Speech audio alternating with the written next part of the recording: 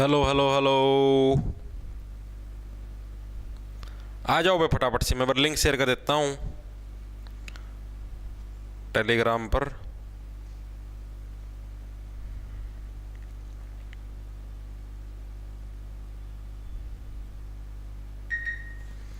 आ जाइए। कड़ गई रे कलम।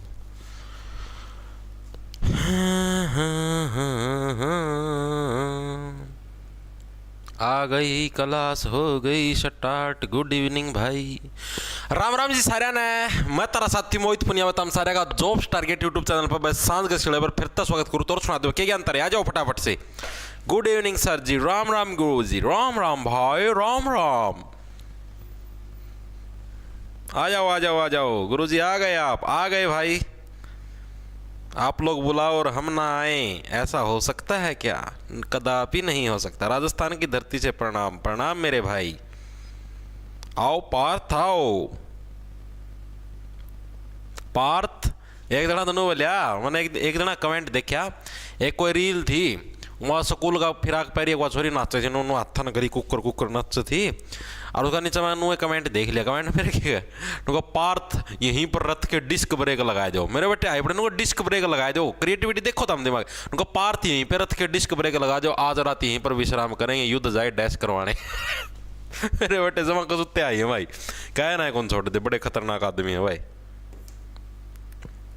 चलो भाई स्टार्ट करते, आ जाओ।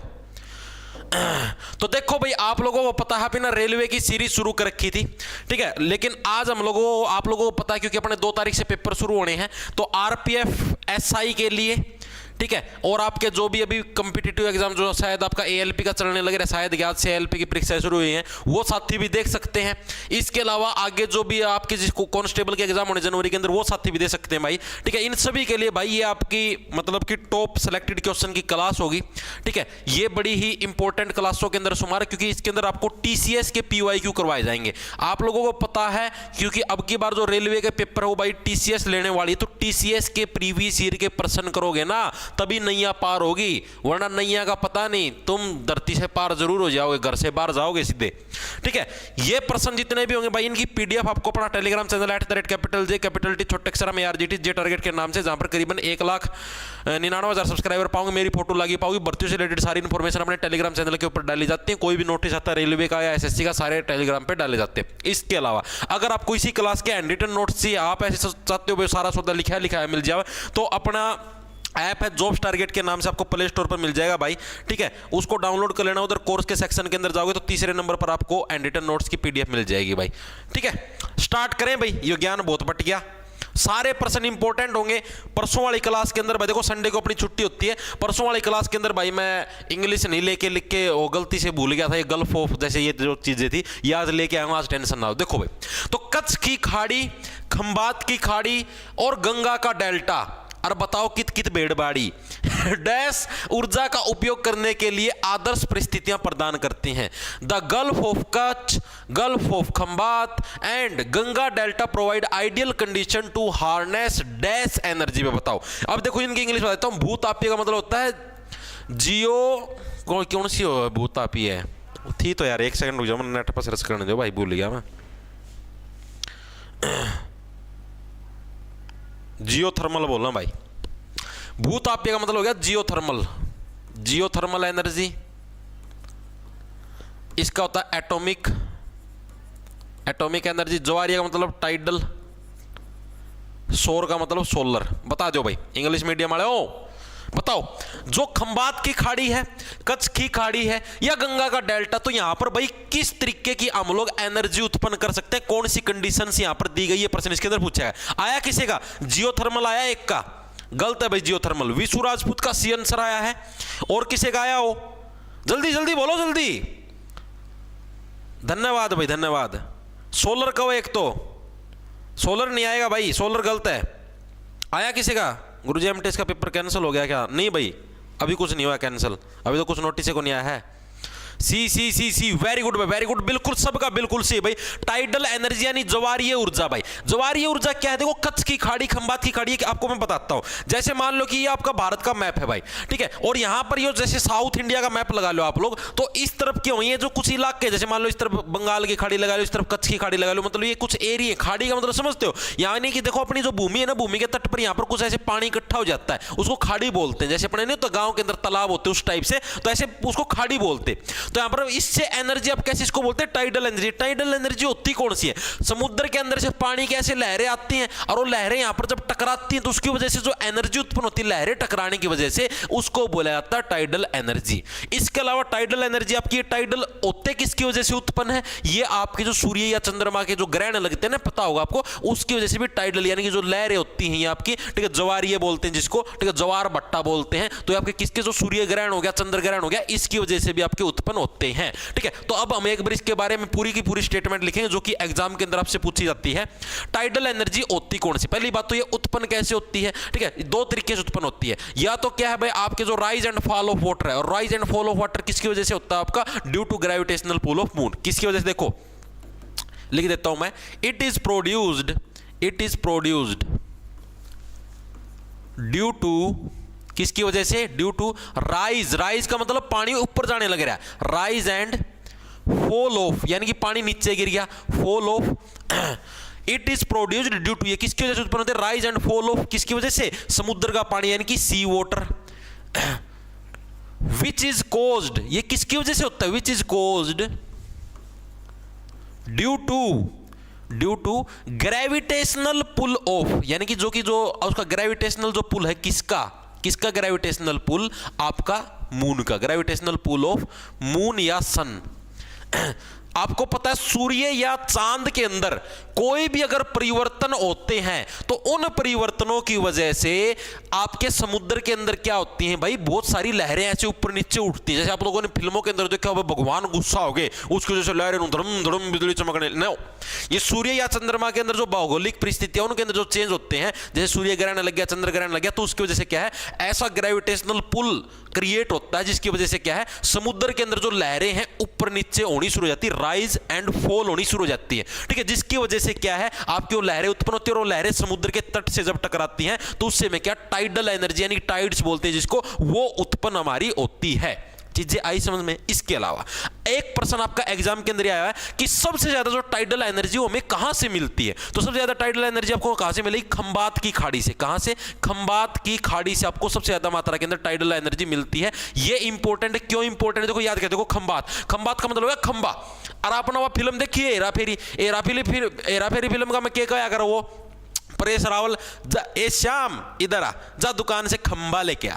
खंबा, खंबा कैसे लेके आऊंगा, अरे दारू खंबा, यानी कि जो व्यक्ति दारू पी के चलेगा, खंबा का मतलब देखो खंबात खड़ी जो कि क्या है, दारू पी के चलेगा, वो क्या है, वो व्यक्ति सबसे ज्यादा एनर्जी उत्पन्न कर सकता है, क्योंकि उसको पता ही नहीं था, नशे के अंदर होता है, ठीक है, साइकिल पर चढ़ा दो, पहिए मारी जा, दारू का नशा है, कितना है बजा लो, कितना है कुछ कर लो, यानी कि सबसे ज्यादा एनर्जी कौन उत्पन्न करेगा, जो व्यक्ति खंबा पी के आए। खंबे का मतलब दारू का जो एक पैग मार के हो गया, सबसे ज्यादा मात्रा के अंदर आपका एनर्जी उत्पन्न करेगा। और सेकंड नंबर पर कौन सा, सेकंड नंबर पर आपकी कच्छ की खाड़ी, दूसरी कौन सी आपकी, कच्छ की खाड़ी। पहले नंबर पर क्या है आपका, खंबा पी के सबसे ज्यादा एनर्जी उत्पन्न करेगा। दूसरे नंबर पर अगर उसको कच्चे में छोड़ दोगे, उसकी पैंट निकाल दोगे, कच्चे के अंदर उसको दौड़ाओगे, तब भी क्या हो, बहुत ज्यादा मात्रा के अंदर एनर्जी उत्पन्न करेगा। ये जो कच्छ की खाड़ी वाला है, ये प्रश्न आपका एग्जाम के अंदर आया हुआ है भाई, ठीक है, जीडी कांस्टेबल के अंदर ये आपका प्रश्न आया था, एसएससी जीडी कांस्टेबल के अंदर, ठीक है, उसके अंदर ये प्रश्न, उसके अंदर ऑप्शन के अंदर देखो, अगर आपको पेपर के अंदर ऑप्शन में भाई, अगर आपको खंबात की खाड़ी ऑप्शन के अंदर नहीं मिले, भाई प्रश्न ये आया था, मैं आपको बता देता हूं एज इट इज,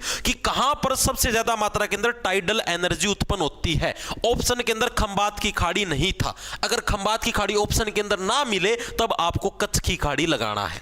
अगर ऑप्शन के अंदर मिल जाए तो पहले नंबर पर खंबा पी के एनर्जी उत्पन्न करोगे, दूसरे नंबर पर सिर्फ कच्चे के अंदर दौड़ोगे तो एनर्जी उत्पन्न कर दोगे। पैंट के अंदर कहां से एनर्जी उत्पन्न करोगे, बीच में बात आ जाएगी यार, कच्चे में तो डायरेक्ट चलेगा, ठीक है, यानी कि पूरी एनर्जी उत्पन्न करोगे कब, दूसरे नंबर पर क्या आपकी कच्छ की खाड़ी। चीजें याद हुई या नहीं हुई मेरे को ये बताओ, ठीक है। उसके बाद आपकी बच गई आपकी जियोथर्मल एनर्जी। भाई जियोथर्मल एनर्जी, इसको भूतापीय ऊर्जा बोलती है। कौन सी एनर्जी होती है, it is the energy which is produced, वो एनर्जी है जो कि कहां से उत्पन्न होती है, जो कि हीटेड ग्राउंड वाटर से उत्पन्न, यानी कि जो ग्राउंड वाटर धरती के अंदर जो पानी है वो जो गर्म होता है उसकी वजह से जो एनर्जी उत्पन्न होती है उसको बोलते हैं जियोथर्मल एनर्जी।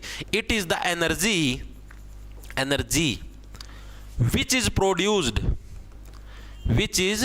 प्रोड्यूस्ड, जो कि कब उत्पन्न होती, कैसे उत्पन्न होती, प्रोड्यूस्ड ड्यू टू हीटेड इधर लिख दियो ऊपर ग्राउंड वाटर, जो कि किसकी वजह से उत्पन्न होती है, गर्म ग्राउंड वाटर से, यानी कि गर्म जो धरती का पानी है उसकी वजह से जो उत्पन्न होती है उसको क्या बोलते हैं, उसको जियोथर्मल। ठीक है, जियो का मतलब ये जो धरती है, जियो, अरे जोग्राफी का मतलब क्या था, भूगोल, यानी कि जो भूमि है, भूतापी यानी कि भू का ताप, धरती का ताप। जैसे तुम नहीं कहते कि ओ तुम्हारी तो बहुत ज्यादा बुखार चढ़ा हुआ है, ओहो तुम्हें तो बहुत ज्यादा सर्दी लगने लग रही है, अब इसका सिर्फ एक ही इलाज है, तुम्हें तो शरीर की गर्मी दे के ही तुम्हारी इस ठंड को शांत किया जा सकता है, बिना शरीर की गर्मी दे कोई दवाई तुम्हारे ऊपर असर नहीं करने लग रही, अब तो तुम्हें क्या है, शरीर की गर्मी दे के ही तुम्हारे इस बुखार को ठीक किया जा सकता है। देखिए होगी फिल्म वाले सीन, ठीक है, फिर उसमें कंबली मजा की शरीर की गर्मी दे दें, अच्छा है यार। ठीक है, तो ये चीजें हैं आपके। सौर एनर्जी का तो पता है, जो सूर्य से जो हमें उत्पन्न मिलती है, और एटॉमिक एनर्जी जो एटम के अंदर जो हम लोग न्यूक्लियर फिजन एंड फ्यूजन करते हैं उसकी वजह से जो एनर्जी मिलती है, लिख देता हूं यहां पर, energy obtained due to fusion and fission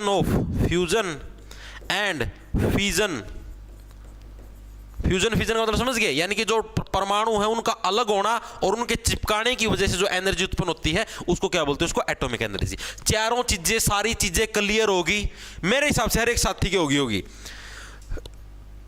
भैया आपकी भाषा समझ नहीं आती, पीडीएफ बता दो कहाँ मिलेगी, भाषा समझ नहीं आती, एस ठाकुर, तो भाई मैं कौन सी भाषा के अंदर बोल रहा हूँ, एस ठाकुर हिंदी में ही बोल रहा हूँ मैं, और कोई सी भाषा में नहीं बोल रहा यार, मैं हिंदी में ही बोल रहा हूँ, तुम्हें मेरी भाषा क्यों नहीं समझ में आ रही, जूस पिलाऊं क्या मौसम्बी का, फिर आ जाएगी क्या आपको मेरी भाषा समझ में।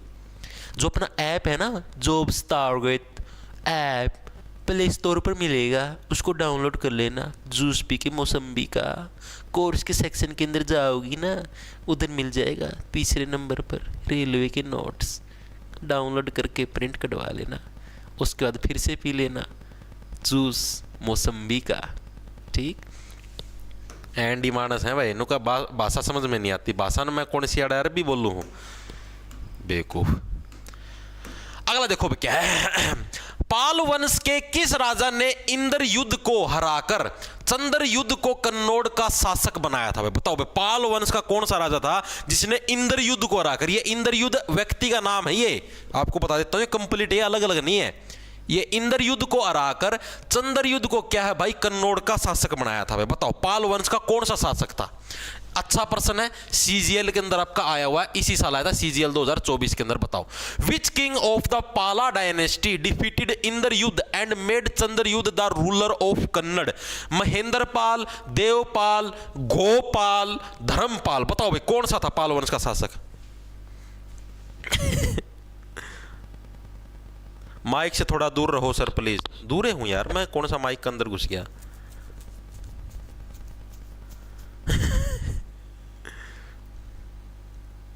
सर हमारा भी रिप्लाई दे दो। बोलो विभा, क्या रिप्लाई दूं तुम्हारा? सर मलिक काफुर बन गए। सर आरआरबी का एग्जाम कब होगा? कौन से वाला? आरआरबी के चलने तो लग रहे मेरे भाई। बी आंसर आया प्रिया यादव का, बी देवपाल। कौन ही देवपाल, गलत है। चलो भाई, गोपाल गोपाल लाग रहे सारे, तुक्के मारे हैं। सीजीएल के अंदर आया, तुम्हारा ब्योत नहीं इसको अटेम्प्ट करने का, ठीक है। तो किसका इसका आ जाएगा आपका धर्मपाल भाई, ठीक है। धर्मपाल था। धर्मपाल ने क्या था आपका, जो पाल वंश का शासक कौन था? इंद्रयुद्ध, ठीक है। जो सॉरी, पाल वंश के शासक ने किस राजा को? एक राजा था इंद्रयुद्ध, इसको धर्मपाल ने खुद ने हराया और हरा के क्या है, चंद्रयुद्ध को कन्नौज का शासक इसने बना दिया। इंद्र तेरे के अंदर बहुत घमंड हो रहा है कि जब मैं बोलूंगा तब बारिश होगी, तब धर्मपाल ने, मैं धर्म के पथ पर चलता हूं। और भगवान श्री कृष्ण ने भी ये बात बोली थी कि जो व्यक्ति धर्म के पथ पर चलेगा उससे पावरफुल इंसान और कोई हो ही नहीं सकता। तो धर्म के पथ पर कौन चलने लग रहा है? धर्मपाल चलने लग रहा है। तो इससे तो पावरफुल साक्षात इंद्र भी नहीं हो सकता भाई, भगवान श्री कृष्ण का वरदान है। यानी धर्मपाल ने क्या, इंद्र को हराकर मैं तो चांद को सारी गद्दी सौंपूंगा, और चांद को गद्दी सौंप दी, ठीक है। अब ये धर्मपाल था कौन, इसके बारे में सारी की सारी कुंडली पढ़ेंगे। अब देखो पाल वंश, पाल वंश क्या था भाई आपका, पाल वंश का संस्थापक कौन था, पहली चीज तो ये याद रखनी है। देखो इसके अंदर सारे के सारे आपको पाल पाल लिखेंगे, सबके पीछे पाल, गोपाल, गोदे, देवपाल, महेंद्र पाल, धर्मपाल, सारे पाल। तो पाल वंश का संस्थापक कौन था आपका, गोपाल भाई। ठीक है, सबसे पहले इसे ना गोया कि में, ठीक है, गोते ही क्या सारे पाल के पाल जाम दिए भाई, यानी गोपाल क्या है, गोपाल आपका पाल वंश का क्या था, संस्थापक था। सिंपल सा डायरेक्ट याद रह जाएगा। इसके अलावा पाल वंश आपका है किस राज्य के अंदर, मतलब किस स्टेट के आसपास आपको पाल वंश देखने को मिलता है, किस स्टेट के आसपास आपको पाल वंश देखने को मिलता है। तो पाल वंश आपका भारत के बिहार हो गया, बिहार एंड बंगाल। ठीक है, बिहार और जो बंगाल था अपना जो वर्तमान के अंदर, ठीक है, तो इस स्टेट के आसपास का जो एरिया है उधर के आपको पाल वंश का जो शासन आपको देखने को मिला। पहली चीज याद रखिए, संस्थापक कौन हो गया, गोपाल। ठीक है, जो कि क्या है भाई, गोपाल, पाल जी पाल जी पाल जी पाल जी, गोदो गोदो गोदो। ठीक है, तो सारे सारे पाल मतलब पाल वंश की स्थापना कर दी। उसके बाद इसने क्या किस स्टेट तक चला, बिहार और बंगाल के अंदर क्या आपका गोपाल का सारा सौदा चला, मतलब पाल वंश का सारा सिस्टम। ये भी पूछा जाता है कहां पर था, बिहार और बंगाल जो अपना पूर्वी भारत था। ठीक है, ये भी पूछ लिया जाता है कई बार कौन से भारत के अंदर था, तो पूर्वी भारत था, यानी कि ईस्टर्न इंडिया था आपका। ठीक है, ईस्ट इंडिया तो था अपना, ईस्टर्न इंडिया था। ठीक है, तो उस तरफ क्या था, उस तरफ अपना ये वंश आपका स्थापित था। उसके बाद ये धर्मपाल कौन था, ये भाई गोपाल का बेटा था। गोपालन गोपाल, गोपाल का बेटा कौन था आपका, धर्मपाल था भाई। अब धर्मपाल एक इंपॉर्टेंट कैरेक्टर है पाल वंश के अंदर। इसने पहला काम तो करा इंद्रयुद्ध को हराकर चंद्रयुद्ध को गद्दी सौंप दी। सीजीएल 2024 के अंदर प्रश्न आया तो इसलिए इंपॉर्टेंट है। ठीक है, दूसरी चीज इसने क्या करी, विक्रमशिला विश्वविद्यालय की स्थापना करी। एग्जाम के अंदर बहुत बार आता है कि विक्रमशिला विश्वविद्यालय की स्थापना किसके द्वारा करी गई, विक्रमशिला विश्वविद्यालय की स्थापना, विश्वविद्यालय यानी जो यूनिवर्सिटी है इसकी स्थापना किसके द्वारा करी गई, की स्थापना, तो ये किसके द्वारा करी गई, आपकी धर्मपाल के द्वारा। और करी कहां पर गई थी, बिहार के अंदर भाई। ठीक है, बिहार के अंदर विक्रमशिला विश्वविद्यालय, उसको कहते हैं विक्रमशिला। कर्मशील, कर्मशील व्यक्ति कौन होगा, जो धर्म का पालन करेगा वही व्यक्ति क्या आपका कर्मशील व्यक्ति होगा। अब जो व्यक्ति धर्म का पालन करेगा इन्हीं अधर्म के रास्ते पर चलेगा, वो कर्मशील कहां से होगा, पार्थ। इतनी तो सोच समझ रखो पार्थ, जो व्यक्ति कर्मशील है ही नहीं, जो व्यक्ति धर्म का पालन ही नहीं करता, आप उसको कर्मशील कहने लग रहे हो पार्थ। तुम्हें इतनी भी समझ नहीं है पार्थ, मैंने तुम्हें कितनी बार समझाया पार्थ कि धर्मपाल जब भी आ जाए धर्म का पालन करने वाला, तो उसके अंदर कर्म का तो सारा काम है ही पार्थ, और किसका काम होगा। लेकिन नहीं, तुम्हारा ध्यान तो रथ के डिस्क ब्रेक लगाने में है। कभी बोलते हो रथ के यहां पर डीजे लगवा दो, वूफर लगवा दो, मेरा यही काम है क्या पार्थ, कब तक समझाऊंगा मैं तुम्हें। तो विक्रमशिला यानी कि कर्मशील व्यक्ति ही क्या है, जो व्यक्ति धर्म का पालन करे वही व्यक्ति क्या कर्मशील, यानी विक्रमशिला विश्वविद्यालय बिहार के अंदर किसने स्थापित किया, धर्मपाल ने। इसके अलावा नालंदा विश्वविद्यालय भी आप लोगों को पता है। नालंदा विश्वविद्यालय का जीर्णोद्धार, नालंदा विश्वविद्यालय भी बिहार के अंदर है। इसका जो जीर्णोद्धार है, जीर्णोद्धार का मतलब समझते हो, यानी इसका पुनरुत्थान एक तरीके से, इसको नया जो जीवन दिया, जीर्णोद्धार भी किसके द्वारा किया गया, धर्मपाल के द्वारा कराया गया। इसके अलावा एक प्रश्न एग्जाम के अंदर ये आता है, राष्ट्रकूट राजा अमोघ वर्ष को किसने हराया। राष्ट्रकूट राजा, ये एग्जाम के अंदर 2 से 3 बार आ चुका है। अमोघ वर्ष को किसने हराया भाई। अब ये देखो किसने हराया, इसको देखो याद करवाऊंगा। ये किसने हराया था, देवपाल ने हराया था भाई।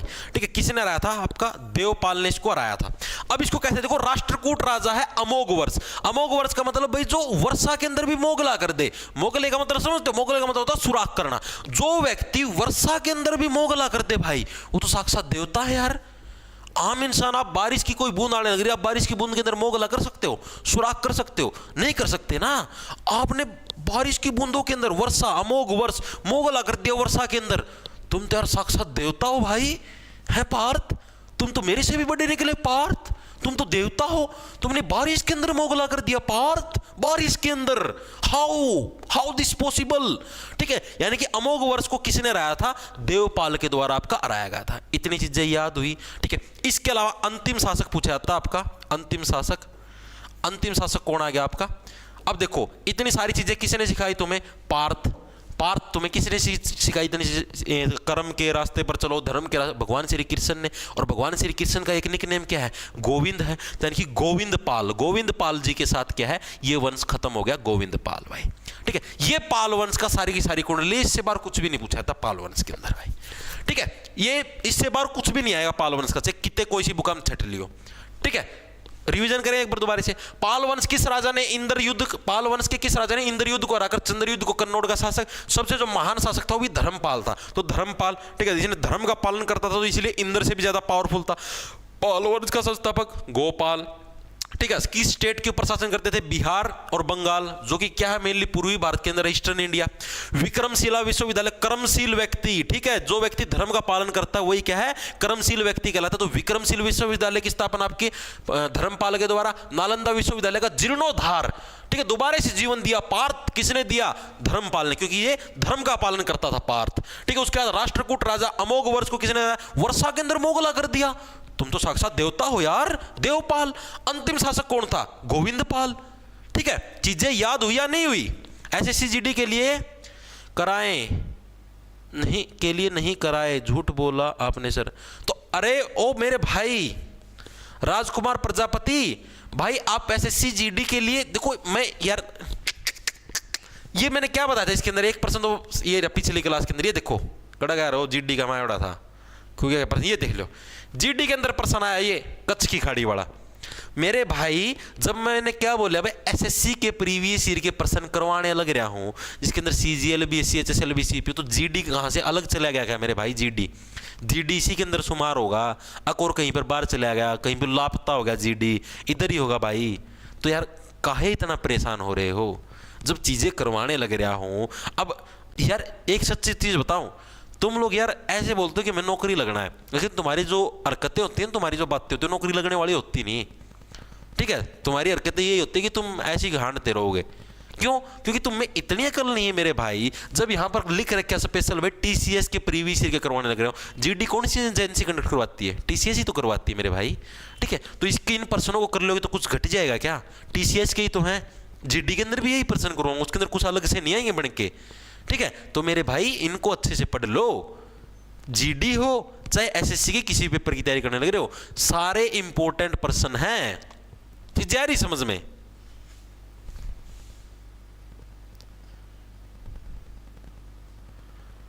गुरुजी गीता जयंती पर किस दिन आओगे बताओ? नमस्कार मेरे भाई, नमस्कार।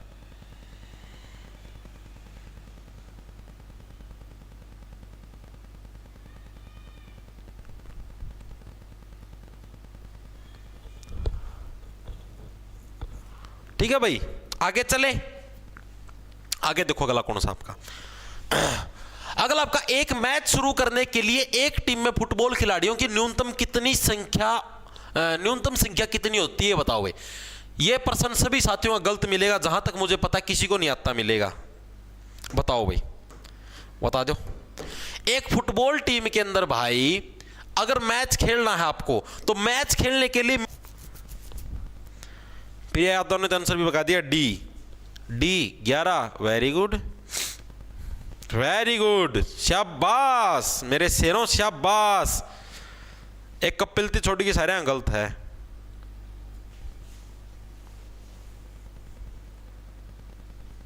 बताओ बताओ बताओ, सारे लग रहे हैं 11 11 11 11 11। वेरी गुड, शाबाश, नाम रोशन करोगे भाई। Very good very good very good. कोई भी पीछे मत छूटना, सारे 11 लगाओ, सारे के सारे 11 के निशान लगाना है।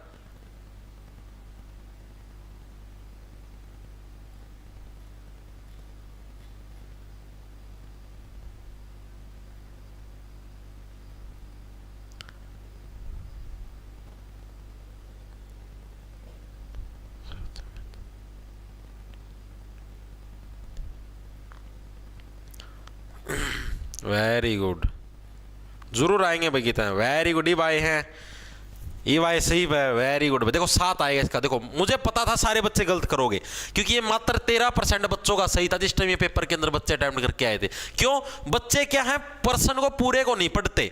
उस टाइम एग्जाम के अंदर एक तो एग्जाम प्रेशर होता है, जल्दी जल्दी सारे क्वेश्चन अटेम्प्ट करने, तो उस चक्कर में बच्चा गलती कर जाता है। एक मैच शुरू करने के लिए एक टीम में फुटबॉल खिलाड़ियों की मिनिमम संख्या पूछी, यहां पर ध्यान से देखो, मैक्सिमम संख्या नहीं पूछी भाई, ठीक है। कि फुटबॉल की टीम के अंदर मैक्सिमम प्लेयर कितने होते हैं भाई? मैक्सिमम प्लेयर आपके 11 खिलाड़ी होते हैं मैक्सिमम, ठीक है। मिनिमम पूछ ले आपसे, तो मिनिमम कितने होते हैं आपसे? 7 खिलाड़ी होते हैं भाई, दोनों के अंदर डिफरेंस है। चीजों के अंदर डिफरेंस पता लगा।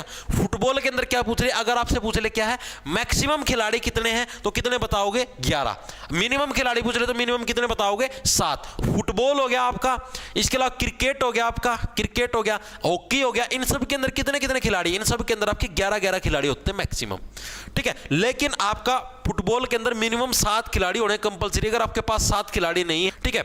इसके अलावा देखो वॉलीबॉल के अंदर ये रे वॉलीबॉल के अंदर कितने खिलाड़ी 6 खिलाड़ी, याद कैसे रखोगे, सिंपल सी ट्रिक है। देखो वॉली के अंदर 1 2 3 4 5 6 अल्फाबेट आने लगे तो 6 है। उसके अलावा आता आपका बास्केटबॉल, देखो बास्केट किसके, बास्केट यानी कि आपके देखो एक तरीके से हाथ हो गया, बास्केट की तरह काम करने लग रहा है, यानी हाथ के अंदर कितनी उंगली होती है 5, यानी कि बास्केटबॉल के अंदर 5। हैंडबॉल के अंदर कितनी होती है भाई, हैंड का प्रयोग आप हफ्ते के कितने दिन करते हो, 7 दिन करते हो, नीच होता मसली, ठीक है। तो हैंड का प्रयोग आप लोग क्या हफ्ते के 7 दिन करते हो, तो इसीलिए क्या हैंडबॉल के अंदर टोटल कितने 7 खिलाड़ी। बफरिंग काहे हो रही है भाई यहां पर तो ऐसा कुछ चल भी नहीं रहा बफरिंग हो।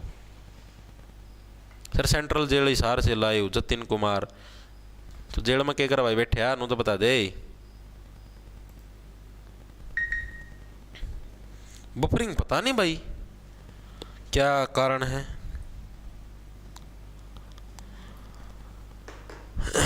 क्या है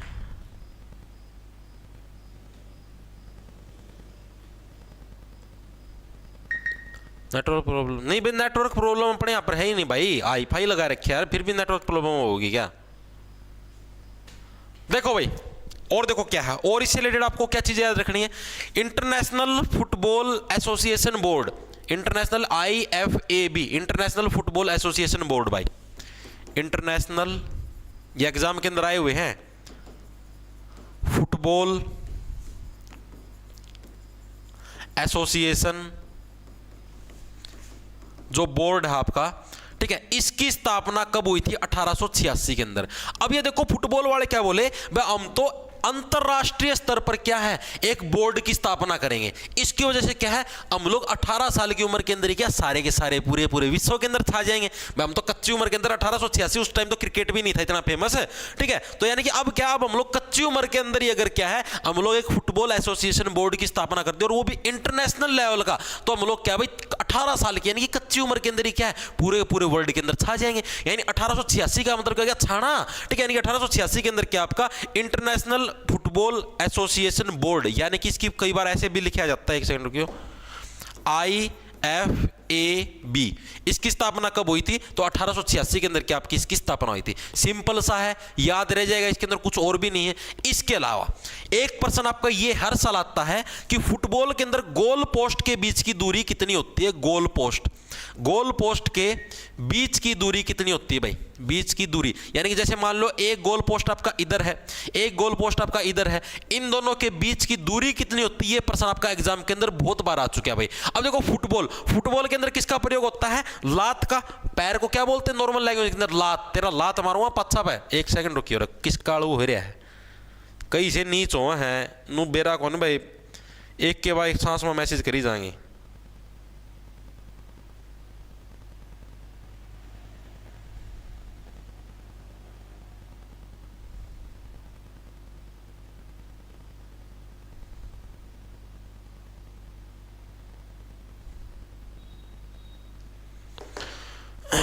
ठीक है, तो देखो क्या है इन दोनों के बीच की, अब देखो फुटबॉल के अंदर किसका प्रयोग करोगे, पैर का, पैर को क्या बोलते हो, लात, ठीक है, लात का उल्टा क्या बन गया 7, यानी कि 7.32 मीटर भाई, 7.32 मीटर क्या है, दो गोल पोस्ट के बीच की दूरी होती है। याद कैसे रखोगे, फुटबॉल के अंदर किसका प्रयोग, लात का उल्टा क्या बन गया 7, यानी कि 7.32 मीटर क्या है दो गोल पोस्ट के बीच की आपकी दूरी होती है।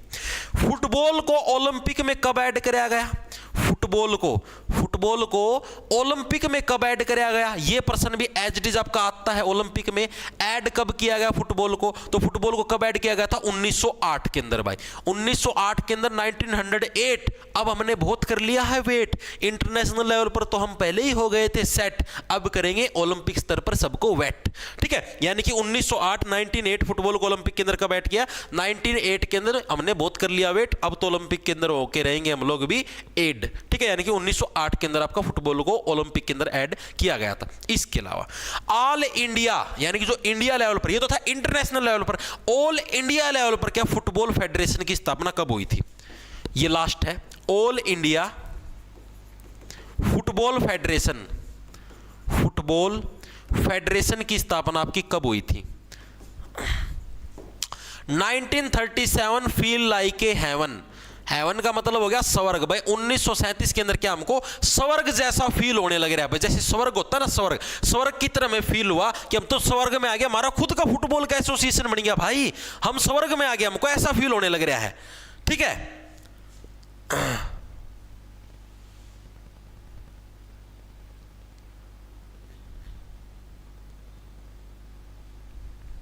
ठीक है ना, इतनी चीजें आ गई समझ में। दोबारा से देखिए एक बार, देखो भाई एक मैच शुरू करने के लिए एक टीम में फुटबॉल खिलाड़ियों की न्यूनतम संख्या कितनी होती है? 7 खिलाड़ियों की जरूरत होती है। मैक्सिमम कितने? 11 खिलाड़ी। तो 7 का उल्टा बन गया लात, यानी लात मारने के लिए 7 खिलाड़ियों की जरूरत होती है। ठीक है, इसके अलावा IFAB international football association board है, इसकी स्थापना कब हुई? हम लोग तो क्या कच्ची उम्र के अंदर छाना चाहते हैं? 1886 के अंदर। 2 फुटबॉल पोस्ट के बीच में दूरी 7 का उल्टा लात, लात का प्रयोग यानी कि 7.32 मीटर। ठीक है, फुटबॉल को ओलंपिक में कब ऐड किया गया? 1908। बहुत कर लिया वेट, अब करेंगे सबको लेट।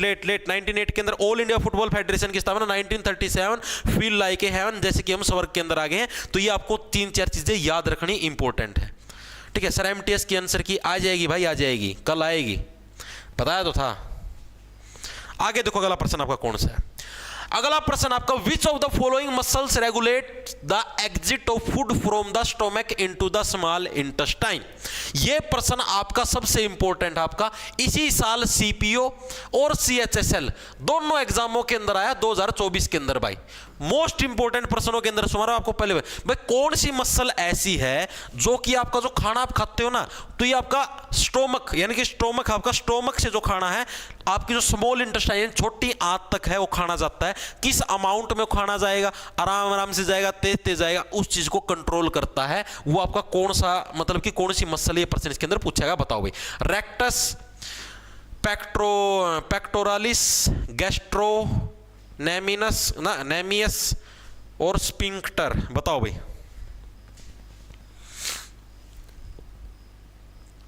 बताओ।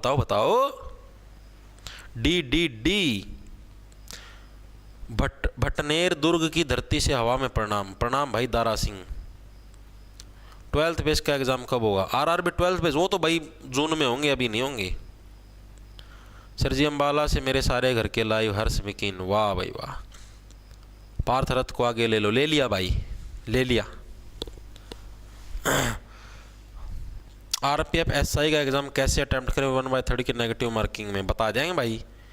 अटेम्प्ट तो देखो भाई सीधी सी बात है, मैं आपको एक चीज बता देता हूं। अगर आपको एग्जाम आता है, पहले तो आप उसको निपटाओ।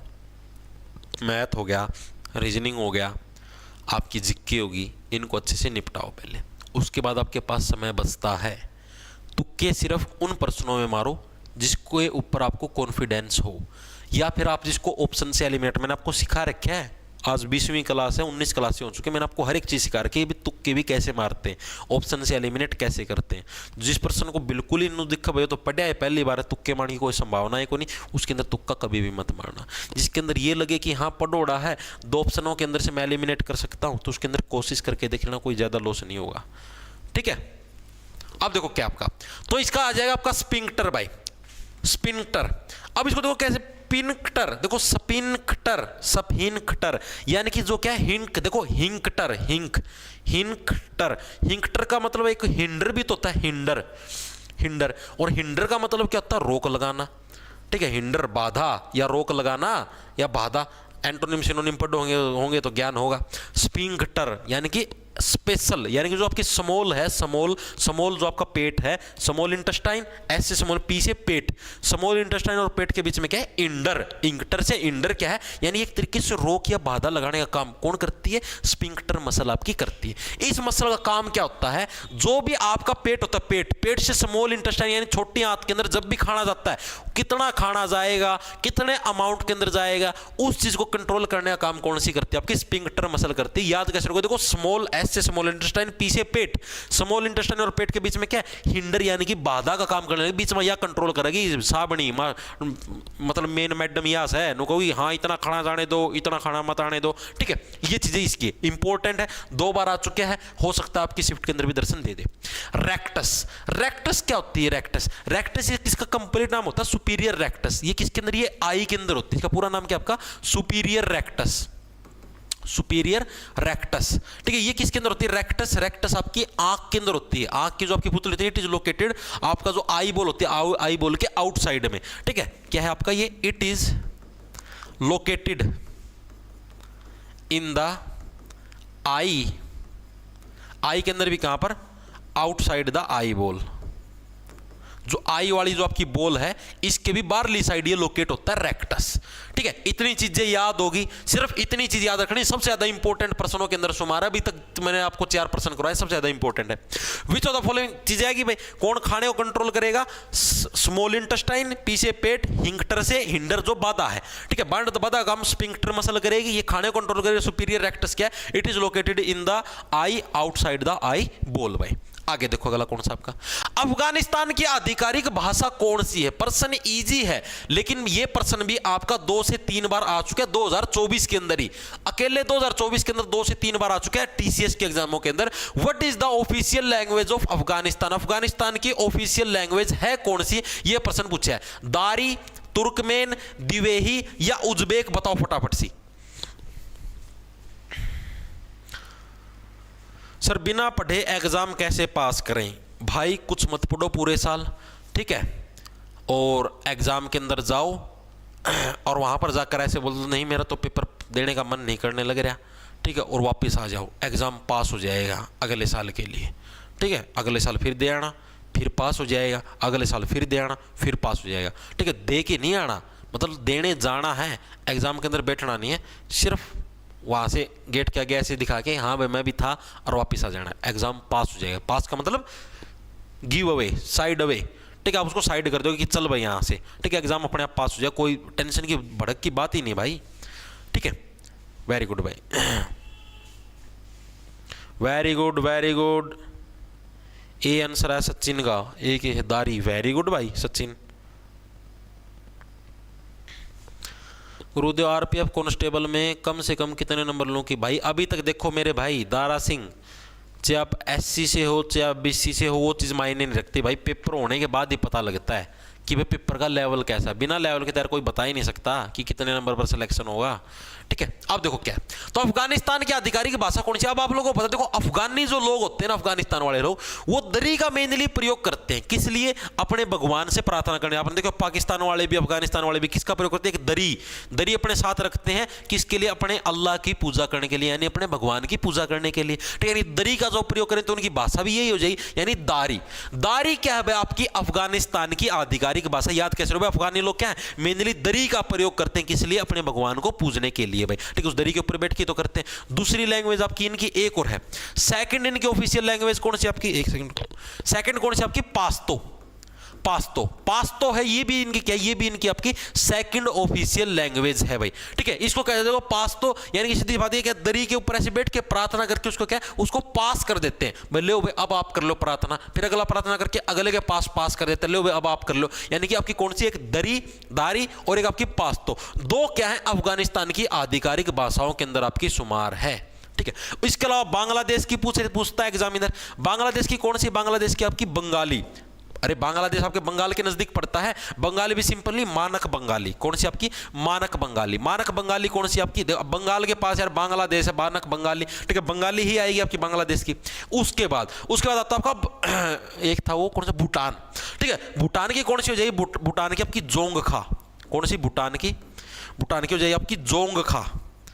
जोंगखा ये किसकी हो जाएगी? आपकी भूटान की। इसको कैसे बोलते हो? भूटान, यानी कि क्या? जो व्यक्ति क्या है? जो व्यक्ति भटक जाता है, भूटान से भटकना, जो व्यक्ति क्या भटक जाता है वो क्या? जोंगे खाता रहता है। जोंगे का मतलब एक तरीके से ऐसे झोले खाता रहता है, झोले समझ के धक्के खाता रहता है, सारी जगह परेशान होता रहता है। जो व्यक्ति क्या है? भटक जाता है, ठीक है। जो व्यक्ति क्या है? भटक जाता है, वो क्या है? वो जोंगे खाता रहता है, नहीं धक्के खाता रहता है, जोंगे मतलब कि, या फिर ऐसे मतलब जोगिंग, एक तरीके जोगिंग कर नहीं करते, जोगिंग, वो क्या जोग खाता रहता है जो व्यक्ति भटक जाता है, ठीक है। अरे जोगिंग करने से कौन से झंडे काटोगे तुम, ठीक है, जोगिंग करने से झंडे नहीं कटेंगे, रेस मारने से गटेंगे, ठीक है। यानी जो व्यक्ति भटक जाता है वो क्या है, आपके जोग, यानी कि जोग क्या है, जोगिंग खाता रहता है, भटक रहा हो भाई, यानी भूटान। तो भूटान के अंदर कौन सी आपकी जोंगखा भाषा का प्रयोग आपका किया जाता है। इसके अलावा आपका से पूछ लिया आपका म्यांमार, म्यांमार के अंदर कौन सी आपकी म्यांमार, म्यांमार के अंदर कौन सी भाषा आपकी बर्मी, कौन सी भाषा आपकी बर्मी, बर्मी जो भाषा आपकी जो बर्मा भाषा है, ठीक है, वो किसके अंदर आपकी म्यांमार के अंदर प्रयोग किया जाता है, ठीक है। बर्मा किसको बोलते हैं, जो मिस्त्री लोग रखते हैं ना,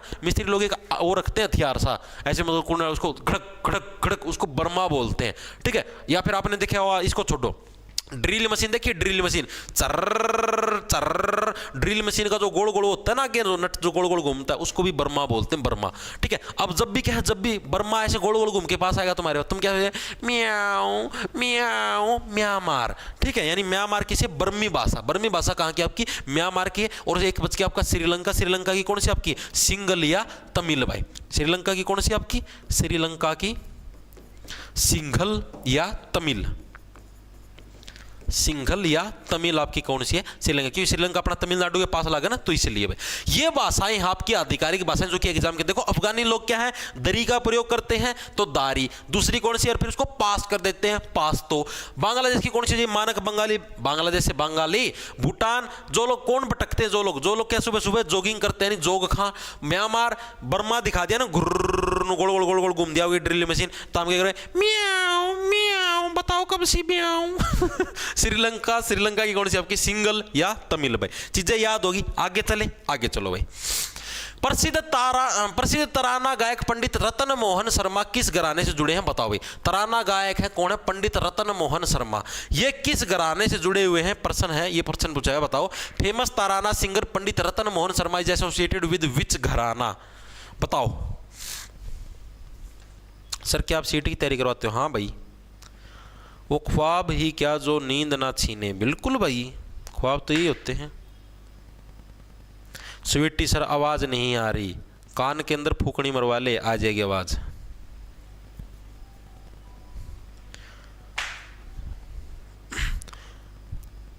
पहला मंगवाई तू गड्डी दी, छोटी भी नहीं बड्डी दी। टुन टुन टुन टुन टुन।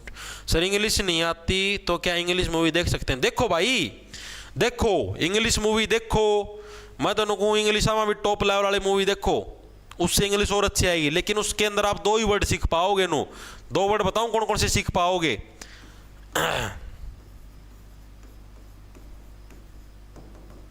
ठीक है, ये वर्ड सीख पाओगे भाई, AAAHHHH, ठीक है। तो इंग्लिश मूवी देखना कोई दिन कौन भाई, अपना पढ़ लो, ग्रामर के रूल पढ़ो और अखबारों के ऊपर पढ़ लिया करो। वैसे अखबार पढ़ने का कोई दिन कौन नहीं, रूल राल पढ़ लो, वैसे आ जाएगी उससे, मैं 3-4 पैराग्राफ पढ़ लिया करो प्रीवियस ईयर के। तो प्रसिद्ध तराना गायक कौन, पंडित आपके रतन मोहन शर्मा, किस घराने से जुड़े हैं, तो आपके किससे में मेवात, इससे कौन सा था, मेवाती। पंडित जी को मेवा पसंद है, पंडित जी को क्या पसंद है, मेवा, तो मेवाती घराना आ जाएगा, ऑप्शन नंबर सी बिल्कुल सही है, ठीक है। तो इसका देखो पंडित रतन मोहन आपके क्या है, शर्मा जी आपके किसके, मेवाती घराने। देखो इसको कैसे देखो, देखो रतन, रतन का मतलब क्या, रतन का मतलब हो गया गहने, गहने, या फिर रतन का मतलब हो गया, देखो आप ये समझो कि रतन टाटा जी, और रतन टाटा जी को भी क्या चीजें पसंद थी, रतन टाटा जी को भी, इनको भी तो मेवे पसंद थे, ऊपर से पंडित जी हो गया। रतन टाटा जी इतने अमीर आदमी हैं तो सीधी सी बात है भाई, कोई बड़ी बात नहीं मेवे खाने, ठीक है। और रतन अमीर आदमी तो क्या मेवा ही खाता है, मेवा का तो समझो पेड़े, पेड़े कौन खाता है, अमीर आदमी खाता है। यानी कि जो मेवाती, यानी कि रतन मोहन शर्मा जी के आपके मेवाती घराने से बिलोंग करते थे, डायरेक्ट याद रह जाएगा मेरे हिसाब से, हर एक साथी के याद रहना चाहिए। ये थे कौन, ये कौन थे, ये पंडित जसराज के शिष्य थे भाई, पंडित जसराज के शिष्य है। पंडित जसराज भी क्या थे आपके, तबला वादक थे, ठीक है। और ये क्या थे, ये भी आपकी मेवाती घराने से बिलोंग थे। अरे पंडित जी नाम आपको जहां पर दिखे ना, मेवाती घराना कर देना, क्योंकि पंडित जी किस चीज के शौकीन होते हैं, मेवा खाने के शौकीन होते हैं, मेवा खिला दो मौसम्बी का, ठीक है। तो यानी कि मेवाती घराने से बिलोंग करते हैं, चीजें याद हुई, ठीक है। उसके बाद पूछ लिया जाता है आपसे, मेवाती घराने का संस्थापक कौन है, हो सकता है पूछ ले। मेवाती घराने का आपका संस्थापक कौन है, एक व्यक्ति नहीं था, 2 व्यक्ति थे। कौन कौन थे, एक तो उस्ताद घग्गे नजीर खान, दूसरा वाहिद खान। कौन सा था, एक तो उस्ताद घग्गे नजीर खान, घग्गे नजीर खान, दूसरा कौन सा था, वाहिद खान। कौन सा था दूसरा? एक गग्गे नजीर खान, दूसरा आपका वाहिद खान। चीजें दिमाग में घुसने लग रही हैं। दूसरा कौन सा था आपका? वाहिद खान। ठीक है, अब इसको कैसे याद रखोगे? देखो, उस्ताद गग्गे नजीर खान, नजीर से क्या हो गया? नजर, नजीर से नजर। भाई हम लोग मेवे खाने लग रहे हैं, कोई नजर मत लगा देना। ठीक है, इसीलिए इन्होंने मेवाती घराने की स्थापना कर दी, उस्ताद गग्गे नजीर खान। दूसरी चीज वाहिद खान। ठीक है, और ऐसी वाहियात चीज तो हम खाने भी नहीं लग रहे कि आप हमारे ऊपर नजर लगाओ। भाई हम मेवे खाने लग रहे हैं, ये इतनी वाहियात चीज नहीं है कि आप इसके ऊपर नजर लगाओ। ठीक है, वाहिद खान और उस्ताद गग्गे नजीर खान, ये दोनों के दोनों क्या है? इस घराने के आपके संस्थापक थे। कौन से घराने के? मेवाती घराने के। चीज जाएगी समझ में। उसके बाद ग्वालियर घराना आ गया आपका, एक इसके अंदर नहीं है क्या? चलो मैं बता देता हूं। ग्वालियर, ग्वालियर घराना आपका किससे बिलोंग करता है? ग्वालियर घराना आपका, ग्वालियर घराना ये भी एग्जाम के अंदर भी शायद मैंने 2-3 दिन पहले भी करवाया था। ग्वालियर घराना आपका किससे? तानसेन से बिलोंग करता है। ग्वालियर कहां पर? आपका एमपी के अंदर। तानसेन से बिलोंग करता है। और तानसेन कौन था? आपका सम्राट अकबर के 9 रत्नों के अंदर से एक था। 9 रत्नों के अंदर से एक था। ये अलग अलग प्रकार के आपके राग गाता था। नो एक राग गा दिया तो बारिश आनी शुरू, दूसरा राग गा दिया नो तो आग आनी शुरू होगी। ठीक है, फिर कई के बार दिया नो आ। ठीक है, तो उस तक क्या आया करता? सभी लोगों के दर्द होना शुरू हो जाता था। ठीक है, जितने भी सभा के अंदर लोग होते हैं सबके दर्द होना शुरू हो जाता। अगर तानसेन ये राग देता नो आ। ठीक है, तो जितने भी सभा में लोग होते सबके दर्द होना शुरू हो जाता था। एक राग होता था नो उससे आग बरसनी शुरू, दूसरा राग बारिश आनी शुरू, और तीसरा राग उसकी वजह से क्या? सबके दर्द होना शुरू हो जाता था। ठीक है, 3 टाइप के राग गाता था ये। तो ये मेरे हिसाब से सबके याद भी हो गया होगा। ठीक है, दोबारा से याद कराऊं क्या? पंडित रतन मोहन शर्मा जहां पर भी पंडित नाम लिखे पंडित जी क्या है? मेवे खाने के बड़े शौकीन होते हैं, यानी मेवाती खाना जगह। ठीक है, इनके गुरुजी कौन थे? जसराज थे। तो जसराज के शिष्य होते थे भाई। संस्थापक कौन था? उस्ताद गग्गे नजीर खान। नजर ना लगे। और वाहिद खान इतनी वाहियात तो चीजें भी नहीं खाने लग रहे, नजर लग जाए। ग्वालियर घराने से कौन था? तानसेन अकबर के 9 रत्नों में से एक था भाई। आगे देखो भाई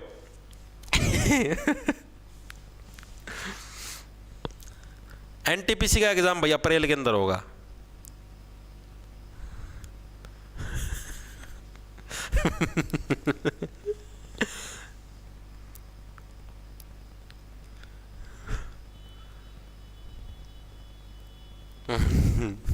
देखो भाई,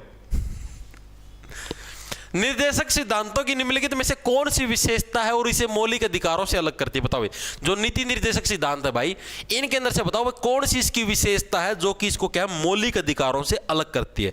अब मौलिक अधिकारों की विशेषता क्या क्या है? अब मौलिक अधिकार क्या हमने कहां से लिए? मौलिक अधिकार अपने फंडामेंटल जो आपके राइट्स है, ये हमने अमेरिका के संविधान से लिए हैं भाई। अमेरिका के संविधान से लिए हमने संविधान से लिए भाई। ठीक है, और ये क्या है? ये आपके वाद योग्य है। वाद योग्य मतलब समझते हो? यानी कि इनको कोर्ट के अंदर चैलेंज किया जा सकता है। ये क्या आपके न्याय संगत हैं? क्या आपके न्याय संगत है? न्याय संगत का मतलब मान लो अगर आपको कोई आपका मौलिक अधिकार नहीं मिलने लग रहा, ठीक है, आपके कोई फंडामेंटल राइट उसका हनन होने लग रहा है, तो आप क्या है हाँ, तो आप क्या है? आप कोर्ट के अंदर जा सकते हो कि जी मेरे को मौलिक अधिकार नहीं मिलने लग रहा, मेरे अधिकारों का हनन होने लग रहा है, तो आप कोर्ट का दरवाजा खटखटा सकते हो। ठीक है, यानी कि ये वाद योग्य यानी कि न्याय संगत है। आप कोर्ट में इनको चैलेंज कर सकते हो। क्या चीज है? मौलिक अधिकार न्याय संगत है। इसके अलावा प्रश्न क्या पूछा? जो नीति निर्देशक सिद्धांत है, डीपीएसपी आप लोगों ने देखा होगा, करवाए थे मैंने। डीपीएसपी है जो आपके नीति निर्देशक सिद्धांत, जो कि किस आर्टिकल के अंदर शुमार है? आर्टिकल नंबर 36 से 51। किसके अंदर? आपके आर्टिकल नंबर 36 से 51 के अंदर शुमार है। करवाए थे आर्टिकल नंबर 40 के अंदर आपकी ग्राम पंचायतों का जिक्र, 50 के अंदर केंद्र सरकार और राज्य केंद्र सरकार और ये जो आपका क्या नाम है न्यायपालिका है उसके बीच में बराबर शक्तियों का बंटवारा, 51 के अंदर अंतर्राष्ट्रीय शांति है, 44 के अंदर समान नागरिक संहिता है। ठीक है, 42 के अंदर 42 से 92, 92 के अंदर क्या मातृत्व अवकाश है उसका प्रावधान है। कितनी तो चीजें करवा रखी हैं, तो वही तो नीति निर्देशक सिद्धांत आर्टिकल नंबर 36 से 51 के बीच में है। भाग नंबर कौन सा? भाग नंबर 4 है। भाग नंबर आपका 4 है। और अगर 4 के आगे अगर हम लोग ए लगाएं तो क्या आ जाएंगे? मौलिक कर्तव्य आ जाएंगे। तो जो नीति निर्देशक सिद्धांत क्या है, इनको आप कोर्ट के अंदर जाके चैलेंज नहीं कर सकते भाई, यह न्याय संगत नहीं है। ऑप्शन नंबर आपका एक करेक्ट हो जाएगा। यही तो इसके अंदर पूछा गया था भाई, नीति निर्देशक सिद्धांत क्या नहीं है, यह आपके न्याय संगत नहीं है मौलिक अधिकार, जबकि क्या आपके न्याय संगत हैं भाई।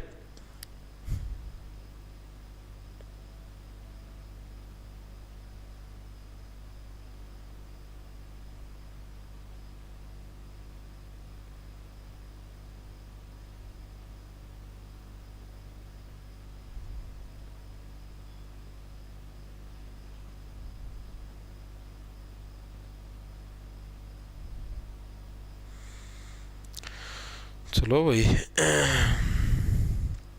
भाई जो भी आरपीएफ सब इंस्पेक्टर का पेपर देंगे, जो भी एससी कैटेगरी के बच्चे हैं, उनको एक special unique code ID number दिया गया, इससे भाई वो फ्री में ट्रैवल कर सकते हैं भाई। ये आया भाई, वाह भाई कितनी अच्छी सुविधा दी है।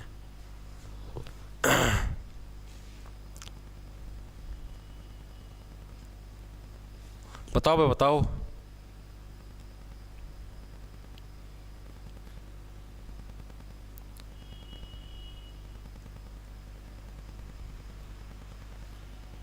मास्टर राम राम राम राम भाई, राम राम, वेरी गुड भाई।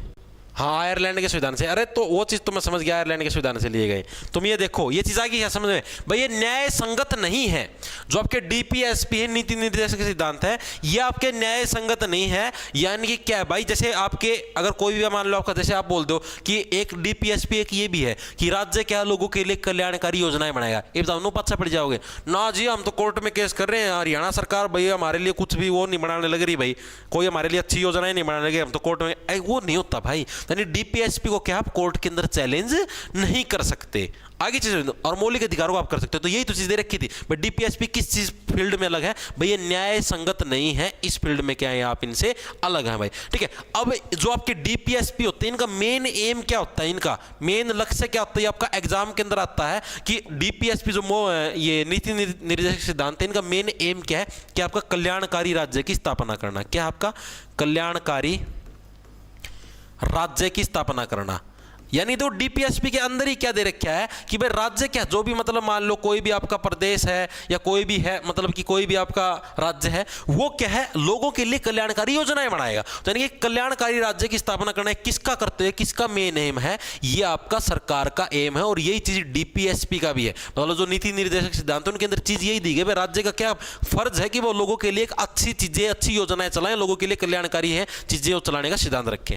इसके अलावा डीपीएसपी किस देश के संविधान से लिए गए हैं, आयरलैंड के संविधान से हमने डीपीएसपी लिए। किसके, आयरलैंड के संविधान से क्या है हमने आपके जो ये मौलिक ये क्या नाम है नीति निर्देशक सिद्धांत है आपके लिए हैं आयरलैंड के संविधान से। इसके अलावा एक प्रश्न आपका ये प्रश्न आता है कि कौन सा नीति निर्देशक सिद्धांत एसएससी जीडी कांस्टेबल के अंदर आया, कौन सा नीति निर्देशक सिद्धांत आपका गांधीवादी सिद्धांत है भाई।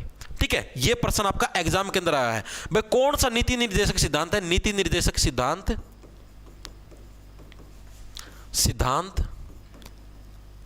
जो कि गांधीवादी विचारधारा से प्रभावित है, गांधीवादी विचारधारा से प्रभावित है, विचारधारा से प्रभावित, मतलब वो नीति निर्देशक सिद्धांत बताओ जो कि क्या गांधीवादी विचारधारा से प्रभावित है, जीडी कांस्टेबल के अंदर आया है।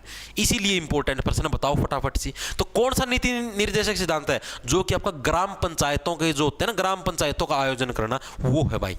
ठीक है, कौन सा आपका ग्राम पंचायतों का आयोजन करना, पंचायतों का आयोजन करना क्या आपका किससे बिलोंग करता है, आयोजन करना, ग्राम पंचायतों का आयोजन करना आपका ये आपका नीति निर्देशक सिद्धांत जो कि गांधीवादी विचारधारा से प्रभावित है। यानी कि महात्मा गांधी की विचारधारा नहीं थी कि किसी के साथ हिंसा मत करो, कोई अगर कुछ भी गलत करता है या कुछ भी करता है तो वो क्या है उसको भाई स्पेशल मतलब कि ग्राम पंचायत बुला के उसको सजा दो। ठीक है, लेकिन आप किसी के साथ मारपीट मत करो, यही चीज इसके अंदर दी गई है। तो नीति निर्देशक जो सिद्धांत है ये किस फॉर्मेट में अलग है मौलिक अधिकारों से आपके, क्योंकि ये क्या है आपके, ये आपके न्याय संगत नहीं है। दूसरी चीज न्याय संगत का मतलब इनको कोर्ट के अंदर चैलेंज नहीं किया जा सकता, अमेरिका के संविधान से लिए हैं। ठीक है, और आपके ये मौलिक अधिकार सॉरी जो अमेरिका के, और न्याय संगत है।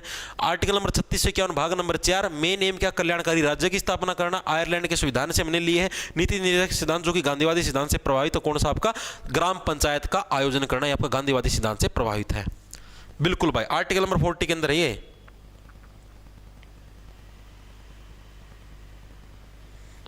ठीक ठीक है, ये किसके अंदर है? आर्टिकल मैं आपको बता देता हूं, ग्राम पंचायत आर्टिकल नंबर 40 के अंदर, सीजीएल के अंदर आया था पिछले साल।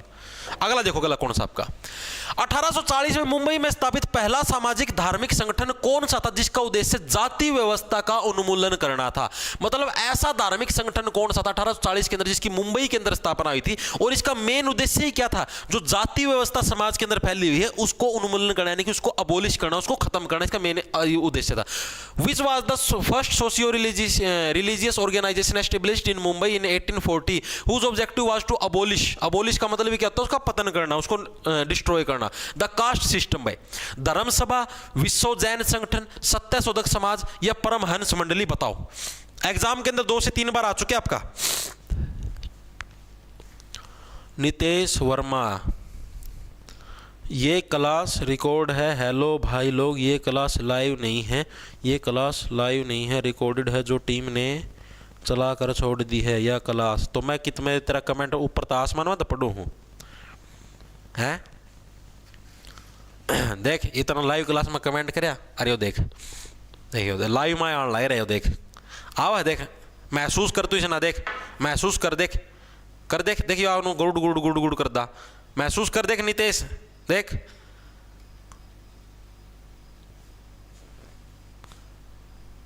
There are 14 pories in this LUT. Okay, please focus on board and in your study. Don't बस आगे कौन बोलना चाहता मैं? आया लाइव नहीं है, टीम ने तला रखी है, टीम ने तो कमेंट तेरा अंकल ना पढ़ दिया है। तो बताओ 1840 में मुंबई में स्थापित जो पहला आपका सामाजिक धार्मिक संगठन था कौन सा था जिसने जाति व्यवस्था का उन्मूलन किया? ये जो लाइन है ना जाति व्यवस्था, ये भी बहुत इंपॉर्टेंट है क्योंकि एग्जाम के अंदर आपका आया हुआ है कि मतलब जो भी संगठन, चलो मैं बता देता हूं, परमहंस मंडली भाई, परमहंस मंडली भाई उसने किस व्यवस्था का उन्मूलन किया था? तो किसने? जाति व्यवस्था का उन्मूलन किया था। इसको देखो याद कैसे भाई, जाति व्यवस्था का देखो परमहंस, परमहंस का मतलब देखो परमहंस यानी कि जो दूसरे ऊपर आस्था है, ऐसी मंडली। मंडली का मतलब समझते हो? मंडली का मतलब है ग्रुप भाई, ऐसा ग्रुप जो कि क्या दूसरे लोगों पर हंसने लग रहा है, ठीक है। और आस्था कौन है ग्रुप के अंदर? जो कि क्या स्पेशल भाई, जो जाति व्यवस्था जिसने बना रखी है। मान लो कोई ऊंची जाति को नीची जाति वाले के ऊपर हंसता है, ग्रुप बना के, मान लो ऊंची जाति के 5-6 लोग बैठ के नीची जाति वाले पर हंसेंगे, हा हा हा हा ये तो उस जाति का है, हा हा। यानी कि जो अंश मंडली है वो क्या कहने लग रही है भाई, जाति व्यवस्था ही खत्म कर दो भाई, कोई ग्रुप के अंदर बैठ के हंसेगा ही नहीं, इस जाति व्यवस्था को ही खत्म कर दिया। यानी परमहंस मंडली ने क्या है, जाति व्यवस्था को समाप्त करने के लिए आवाज उठाई थी। इसकी स्थापना कब हुई थी? साल भी याद रखना है, 1840 के अंदर। 1840 जाति व्यवस्था है जाली, ठीक है। जाली का मतलब क्या गया? फेक, ठीक है भाई। 1840 जाति व्यवस्था क्या है? जाली। जाली का मतलब हो गया भाई फेक है जाति व्यवस्था। तो परमहंस मंडली के द्वारा क्या आपके 1840 के अंदर मुंबई के अंदर स्थापना हुई थी, जिसने क्या जाति व्यवस्था के उन्मूलन के अंदर सबसे पहले है आवाज उठाई थी। इसके अलावा परमहंस मंडली ने और किस चीज की आवाज उठाई थी? एक ईश्वर के सिद्धांत पर भाई, एकेश्वरवाद, यानी कि इसका मतलब क्या हो गया? एक ईश्वर भाई, ईश्वर एक ही मानते थे, ये नहीं भाई अलग अलग ईश्वरों को मान लिया। एक ईश्वरवाद के सिद्धांत पर भी क्या इन्होंने बल दिया भाई, ईश्वर एक ही है, अलग अलग नहीं है, सिद्धांत पर बल दिया। ये भी किसने दिया? ये भी आपका परमहंस मंडली के द्वारा दिया गया। पूछे जाती है चीजें, मजाक की बात नहीं है, ठीक है। ये जाति वाला सच में पूछा हुआ है, अगर आपको यकीन नहीं आता आप चेक कर सकते हो प्रीवियस ईयर का खोल के, इतनी चीज घुसी दिमाग में। इसके अलावा इसकी स्थापना किसने करी थी? परमहंस मंडली की स्थापना किसने करी थी? स्थापना तो किसके द्वारा करी? दादोबा पांडुरंग। किसके द्वारा? दादोबा पांडुरंग के द्वारा क्या इसकी स्थापना आपकी करी थी। एक और नाम था एक व्यक्ति, देखो दादोबा पांडुरंग, यानी अपने दादा और का टाइम पर तो थी जाति व्यवस्था। आज के दिन में इतने लोग थोड़े ना जाति के आधार पर भेदभाव करते हैं। आज के दिन में मान लो आप कॉलेज के अंदर जाते हो, स्कूल के अंदर जाते हो, या कहीं पर भी लाइब्रेरी के अंदर जाते हो, तो आप लोगों ने देखा कहां पर आप पूछते हो कभी अपने दोस्त से तेरी जाति क्या? नहीं पूछते ना। तो अपने दादा और के टाइम पर तो यानी दादोबा पांडुरंग। इसके अलावा एक नाम और है, आत्माराम पांडुरंग। नाम याद आया? आत्माराम पांडुरंग। इन्होंने किस चीज की स्थापना करी थी? मैंने आपको पहले बोल, देखो आत्मा, आत्मा से आप लोग क्या हो? प्रार्थना करने लग रहे हो। आत्मा, जब भी आप प्रार्थना करते हो किससे? पूरी आत्मा के साथ विलीन होकर करते हो, यानी आत्मा से आप प्रार्थना करने लगे तो सीधा किसका नाम आएगा? आत्मा से प्रार्थना, प्रार्थना से क्या बन गया? प्रार्थना समाज। प्रार्थना समाज की स्थापना किसके द्वारा करी गई? आत्माराम पांडुरंग, ठीक है भाई। चीजें याद होगी, आगे चले, चलो भाई आगे देखो अगला कौन सा। Which of the following is not applicable to force, निम्नलिखित में से कौन सा बल पर लागू नहीं होता भाई, बताओ कौन सी चीज है बल पर, यानी कि फोर्स होता है जो आपका बल जो लगाते हो आप लोग, ठीक है, उस पर लागू नहीं होता। पहले तो फोर्स के बारे में चीजें पढ़ लो। फोर्स की एसआई यूनिट क्या होती है, फोर्स की एसआई यूनिट होती है आपकी न्यूटन, न्यूटन भाई न्यूटन, ठीक है, न्यूटन। न्यूटन का मतलब क्या होता है, तेरे शरीर के अंदर, तेरे इंजन के अंदर कितने न्यूटन का फोर्स है, न्यूटन, ठीक है, कितने न्यूटन का तेरा जोर है, कितना हॉर्स पावर का तेरा इंजन है, ठीक है। लेकिन इंजन तो हम सुखा ही रखो भाई, इंजन हम तारा जोर रहेगा, ठीक है, सारा का सारा दिन तारी आधी आधी आंख मिची रहेंगी भाई, कड़ता इंजन हम जोर होगा भाई, ठीक है, एड्डी तारी उठी रहो है, इंजन में जोर करता होगा भाई, इंजन तो हमने सुखा रखे न्यूटन, न्यूटन मत छोड़ देगा, फोर्स छोड़ देगा हमने, ठीक है। तो फोर्स कैसा यूनिट क्या होता है आपकी, न्यूटन। फोर्स का फॉर्मूला क्या होता है, मास इनटू एक्सेलरेशन, ठीक है, ये होता है एम से मास, ए से क्या होता है, ए से होता है एक्सेलरेशन भाई, एक्सेलरेशन, ये होता है आपका फोर्स का फॉर्मूला, ठीक है। न्यूटन इसकी ऐसा यूनिट होती है, ठीक है। अब क्या है, फोर्स में make an object move,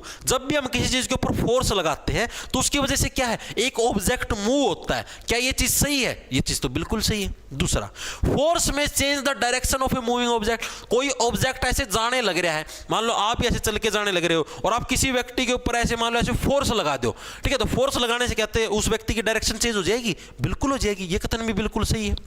force में change the shape of an object, force होता है वो किसी भी व्यक्ति की, किसी भी चीज की शेप बदल सकता है। मान लो ये चीज है यार, कुछ भी लगा लो, जैसे ये है, ठीक है, जोर लगा के मैं इसको ऐसे तोड़ दूं तो शेप बदल जाएगी ना, बिल्कुल चीज सही है।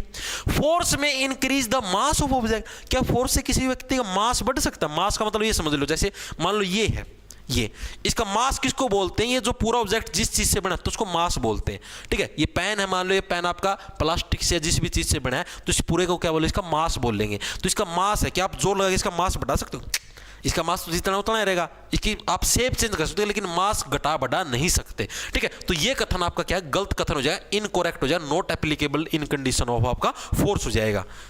नूतन अरे मैं एक बार जेठालाल देखो तो उसके अंदर दे रखा था नूतन, नूतन का था। एनटीपीसी की एग्जाम डेट, एनटीपीसी भाई आपका मैंने बताया तो अप्रैल के महीने के अंदर होगा।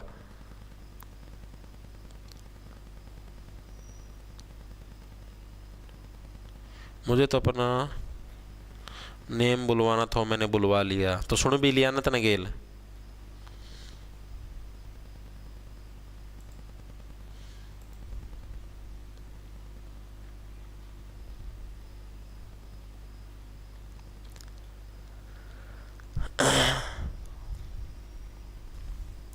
ठीक है भाई, आगे चले। फोर्स इज वेक्टर, हाँ भाई फोर्स वेक्टर क्वांटिटी, ये बताने भूल गया। Force is a vector quantity भाई, ये भी आ जाता है कई बार। वेक्टर क्वांटिटी कौन सी होती है, वेक्टर स्केलर का तो पता होगा। वेक्टर क्वांटिटी उसको बोलते हैं भाई जिसके पास मैग्नीट्यूड भी हो, मैग्नीट्यूड का मतलब जैसे एक फिक्स वैल्यू भी हो और साथ में क्या मैग्नीट्यूड प्लस डायरेक्शन हो, उसको बोलते हैं वेक्टर क्वांटिटी। जैसे मैग्नीट्यूड का मतलब मान लो 5, डायरेक्शन का मतलब 5 न्यूटन फोर्स है भाई, वो ईस्ट दिशा के अंदर हमने लगाया, पूर्व दिशा के अंदर लगाया, नहीं ये तो मैग्नीट्यूड है, इसकी वैल्यू है। ईस्ट क्या होती है, डायरेक्शन, जिसकी डायरेक्शन ना तो उसको बोलते हैं स्केलर क्वांटिटी। अगला देखो क्या आपका, पदोन्नति में आरक्षण संविधान के किस अनुच्छेद के अंतर्गत आता है, which allocation comes under the caste constitution in the tribe, बताओ भाई। पदोन्नति, मान लो आप किसी डिपार्टमेंट के अंदर लगे हुए हो, ठीक है, और आपका प्रमोशन होना है, ठीक है, और वो प्रमोशन होते समय आपको कौन से अधिकार के तहत आपको आरक्षण मिलेगा, बताओ भाई। आप मान लो क्लर्क लगे हुए हो, एक जनरल कैटेगरी का है, आप मान लो किसी और कैटेगरी से हो, ठीक है, और आपको मान लो पदोन्नति के अंदर आपको प्रीफरेंस किस वजह से मिलेगी, आपके कास्ट की वजह से, कौन से आरक्षण, कौन से रिजर्वेशन, कौन से आर्टिकल के तहत मिलेगी, बताओ फटाफट से। आया किसी का?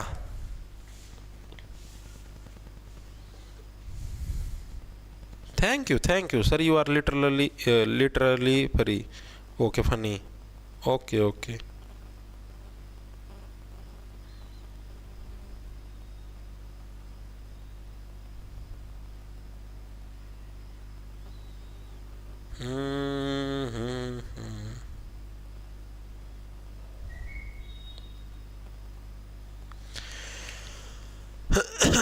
ए कपिल का आंसर है सही, बाकी सबका गलत है। धन्यवाद भाई,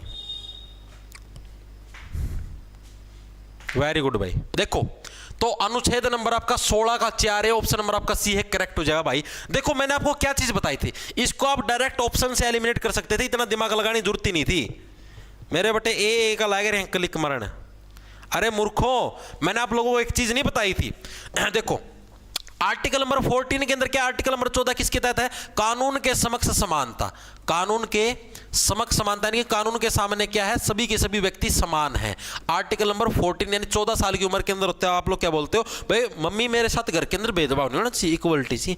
जब भी क्या 15 की उम्र के अंदर पहुंचो, किसी भी व्यक्ति के साथ जाति, लिंग, पुल्लिंग हो या स्त्रीलिंग हो, लिंग, धर्म, ठीक है, या किसी भी आधार पर उसके साथ भेदभाव नहीं किया जा सकता, किसी भी आधार पर भेदभाव नहीं होगा,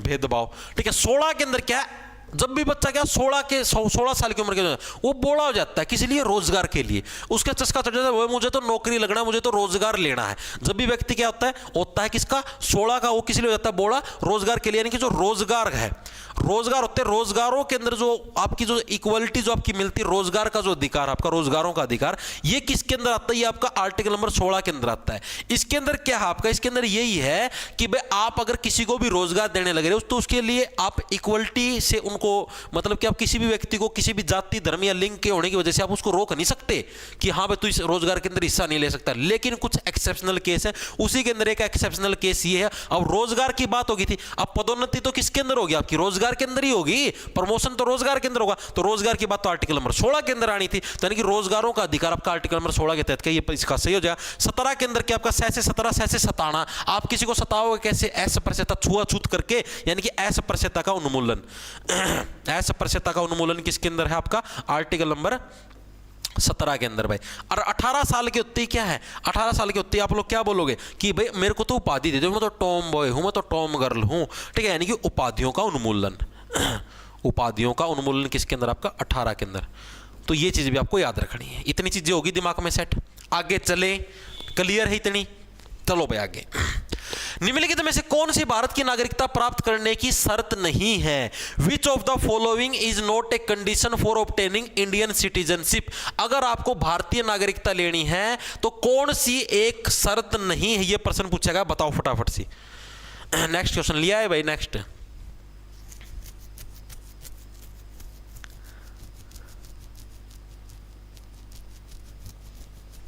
बताओ बताओ बताओ। गुरुजी को राम राम, Mohit Punia from dash dash dash, 60 रुपया गुप्त दान, राम राम भाई, राम राम। आया किसी का, संपत्ति आया है किसका, रवि सैनी का, और किसी का B B B B B B B B B B B B, very good very good very good very good भाई। देखो आप क्या है, किसी भी व्यक्ति को नागरिकता संपत्ति के आधार पर नहीं दे सकते भाई, ठीक है। मान लो आप ये बोल दो कि भाई मेरे पास तो करोड़ों की संपत्ति है, मान लो कोई विदेशी नागरिक है, अंग्रेज आके अपने देश के अंदर आके बोल दो भाई मेरे पास तो करोड़ों की संपत्ति है, मेरे को यहाँ की नागरिकता दो। नो, संपत्ति के आधार पर आपको नागरिकता नहीं मिलेगी। नागरिकता किस आधार पर मिलती है, निवास स्थान के आधार पर। कंडीशन है जैसे, मतलब कि आप आजादी, मतलब जब अपना देश आजाद हुआ उससे 5 साल पहले तक आप भारत के अंदर रहते हो, ठीक है, भारत के अंदर रहते हो, तो यानी कि निवास स्थान के आधार पर नागरिकता। वंश के आधार पर आपका वंश भारत का वंश है, भारत का खून है, ठीक है, उसके आधार पर पंजीकरण, आपने नागरिकता का पंजीकरण करवा रखा, इन चीजों के आधार पर आपको नागरिकता मिल सकती है। लेकिन संपत्ति के आधार पर आपको कभी भी नागरिकता नहीं मिलेगी। नागरिकता का जिक्र कौन से आर्टिकल के अंदर है, कड़गी नागरिकता, जिक्र कौन से आर्टिकल नंबर 5 से 11 के अंदर किसका जिक्र, आपका नागरिकता का जिक्र है, आर्टिकल नंबर 5 से 11, ठीक है। भाग नंबर पूछ ले, संविधान का भाग नंबर कौन सा है, भाग नंबर आपका 2 है, जिसके अंदर क्या नागरिकता का जिक्र है। इतनी चीजें पता मेरे हिसाब से सब साथियों को पता होगा, ठीक है। इसके अलावा नागरिकता अधिनियम कब आया था, पहली बार जो आपका नागरिकता अधिनियम, यानी नागरिकता अधिनियम, अधिनियम का मतलब समझते हो, अधिनियम का मतलब है कानून, यानी नागरिकता के अंदर भाई क्या क्या चीजें होंगी, क्या क्या प्रावधान होंगे, इस चीज का कानून आया कब था, तो पहली बार 1955 के अंदर आया था। 1955 के अंदर क्या पहली बार आपका नागरिकता अधिनियम आपका आया था। नॉर्मल सा, डायरेक्ट याद रह भी जाएगा, ठीक है। 14 से 18 तक समानता का अधिकार है, गाड़े अटक हो गए। तो हम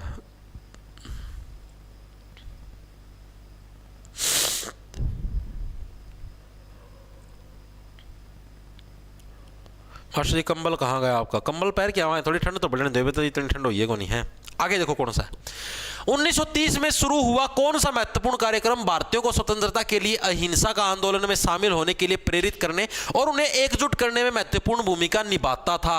आसान सा प्रश्न है और मेरे हिसाब से सारे के सारे साथी बता भी दोगे। बताओ 1930 के अंदर कौन सा कार्यक्रम शुरू हुआ था? 4 आपको आंदोलन दिए गए, बताइए कौन सा आपका 1930 में आया था? देखो, भारत छोड़ो आंदोलन आपका कब हुआ था? 1942 1942 के अंदर, सबको पता है। गदर आंदोलन ये में था। स्वदेशी आंदोलन आपका, स्वदेशी कब हुआ था? जब आपका था ना असहयोग आंदोलन, स्वदेशी आंदोलन, ये कब हुआ था? 1920 के आसपास हुआ था आपका, ठीक है। नमक सत्याग्रह ऑप्शन नंबर आपका 1 करेक्ट हो जाए, जो कि कब 1930 के अंदर हुआ था। दांडी मार्च हुआ था यार, नमक सत्याग्रह याद नहीं है? नमक सत्याग्रह आपका कब हुआ था? नमक सत्याग्रह 12 मार्च 1930 को भाई, 12 मार्च 1930 को क्या है? महात्मा गांधी, देखो 12 मार्च यानी कि बाहर आ, 12 से क्या बन गया? बाहर आ। महात्मा गांधी क्या बोले? भाई चलो सारे जने बाहर आ जाओ, दंडी मार्च करेंगे। मार्च का मतलब पूरा पूरा आंदोलन करें, स्टेप बाय स्टेप चलेंगे, बाहर आ। यानी 12 मार्च 1930 को क्या है? महात्मा गांधी जी अपने हाथ में एक लठ लेके, यही लठ था महात्मा गांधी जी वाली लट्ठी थी भाई ये, ठीक है। मैं लिया इधर उठा के, महात्मा गांधी जी यह लाठी उठा के गए थे भाई 12 मार्च 1930 को। एक सेकंड रुकियो, तार का अंदर उलझ जाएगा, चलो रख दे, मुंह पकड़ लिया, ठीक है। 12 मार्च 1930 को क्या भाई महात्मा गांधी जी यही वाला लठ लेके गए थे। और उसके बाद क्या भाई महात्मा गांधी जी ने भाई यहाँ से यात्रा शुरू करी, ठीक है। कहाँ से करी? आपके गुजरात के अंदर जो आपका अहमदाबाद है आपका, ठीक है। गुजरात, ओ सॉरी अहमदाबाद नहीं, साबरमती। गुजरात के अंदर क्या जो आपका साबरमती के ने कर दिया कमाल, नारे रख देती हूँ, ठीक है। आपका क्या है? आपका साबरमती से क्या इन्होंने शुरुआत करी थी? साबरमती से सागरमती, सागर की तरफ जाने के लिए नमक सत्याग्रह था क्या? मेनली अंग्रेजों ने पाबंदी लगा दी थी, वो भारतीय लोग नमक नहीं बना सकते। गांधी जी बोले नो कुकर कौन बना सकते, इब्बे बना के दिखाएंगे हम, ठीक है। यानी साबरमती से सागरमती से इस तरीके से सागर के लिए क्या है भाई स्पेशल आपका 12 मार्च 1930 को दांडी मार्च आपका शुरू कर दिया था, ठीक है। उसके बाद ये आपका कब समाप्त हुआ? इसकी समाप्ति वाली तारीख भी पूछ लेता है, 6 अप्रैल को भाई। 6 अप्रैल को महात्मा गांधी जी क्या दांडी नामक जगह पहुंच गए थे 1930 के अंदर भाई। कहां पर? 6 अप्रैल को पहुंच गए थे, कहां पर? दांडी नामक स्थान पर भाई। उस दिन ये यात्रा आपकी खत्म हो गई थी। और महात्मा गांधी जी ने एक पतीला लिया, गैस स्टोव साथ में रखते थे, सिलेंडर भी, पतीले के अंदर से पानी भरा। और भाइयों की है गुरुजी ऑफलाइन कहाँ? आपकी कोचिंग पलवल है क्या? मोहित पुनिया फैन कल भाई देख, एक तो 200 रुपया गुप्त दान करे भाई, इतना गुप्त दान करे ना करो, ठीक है।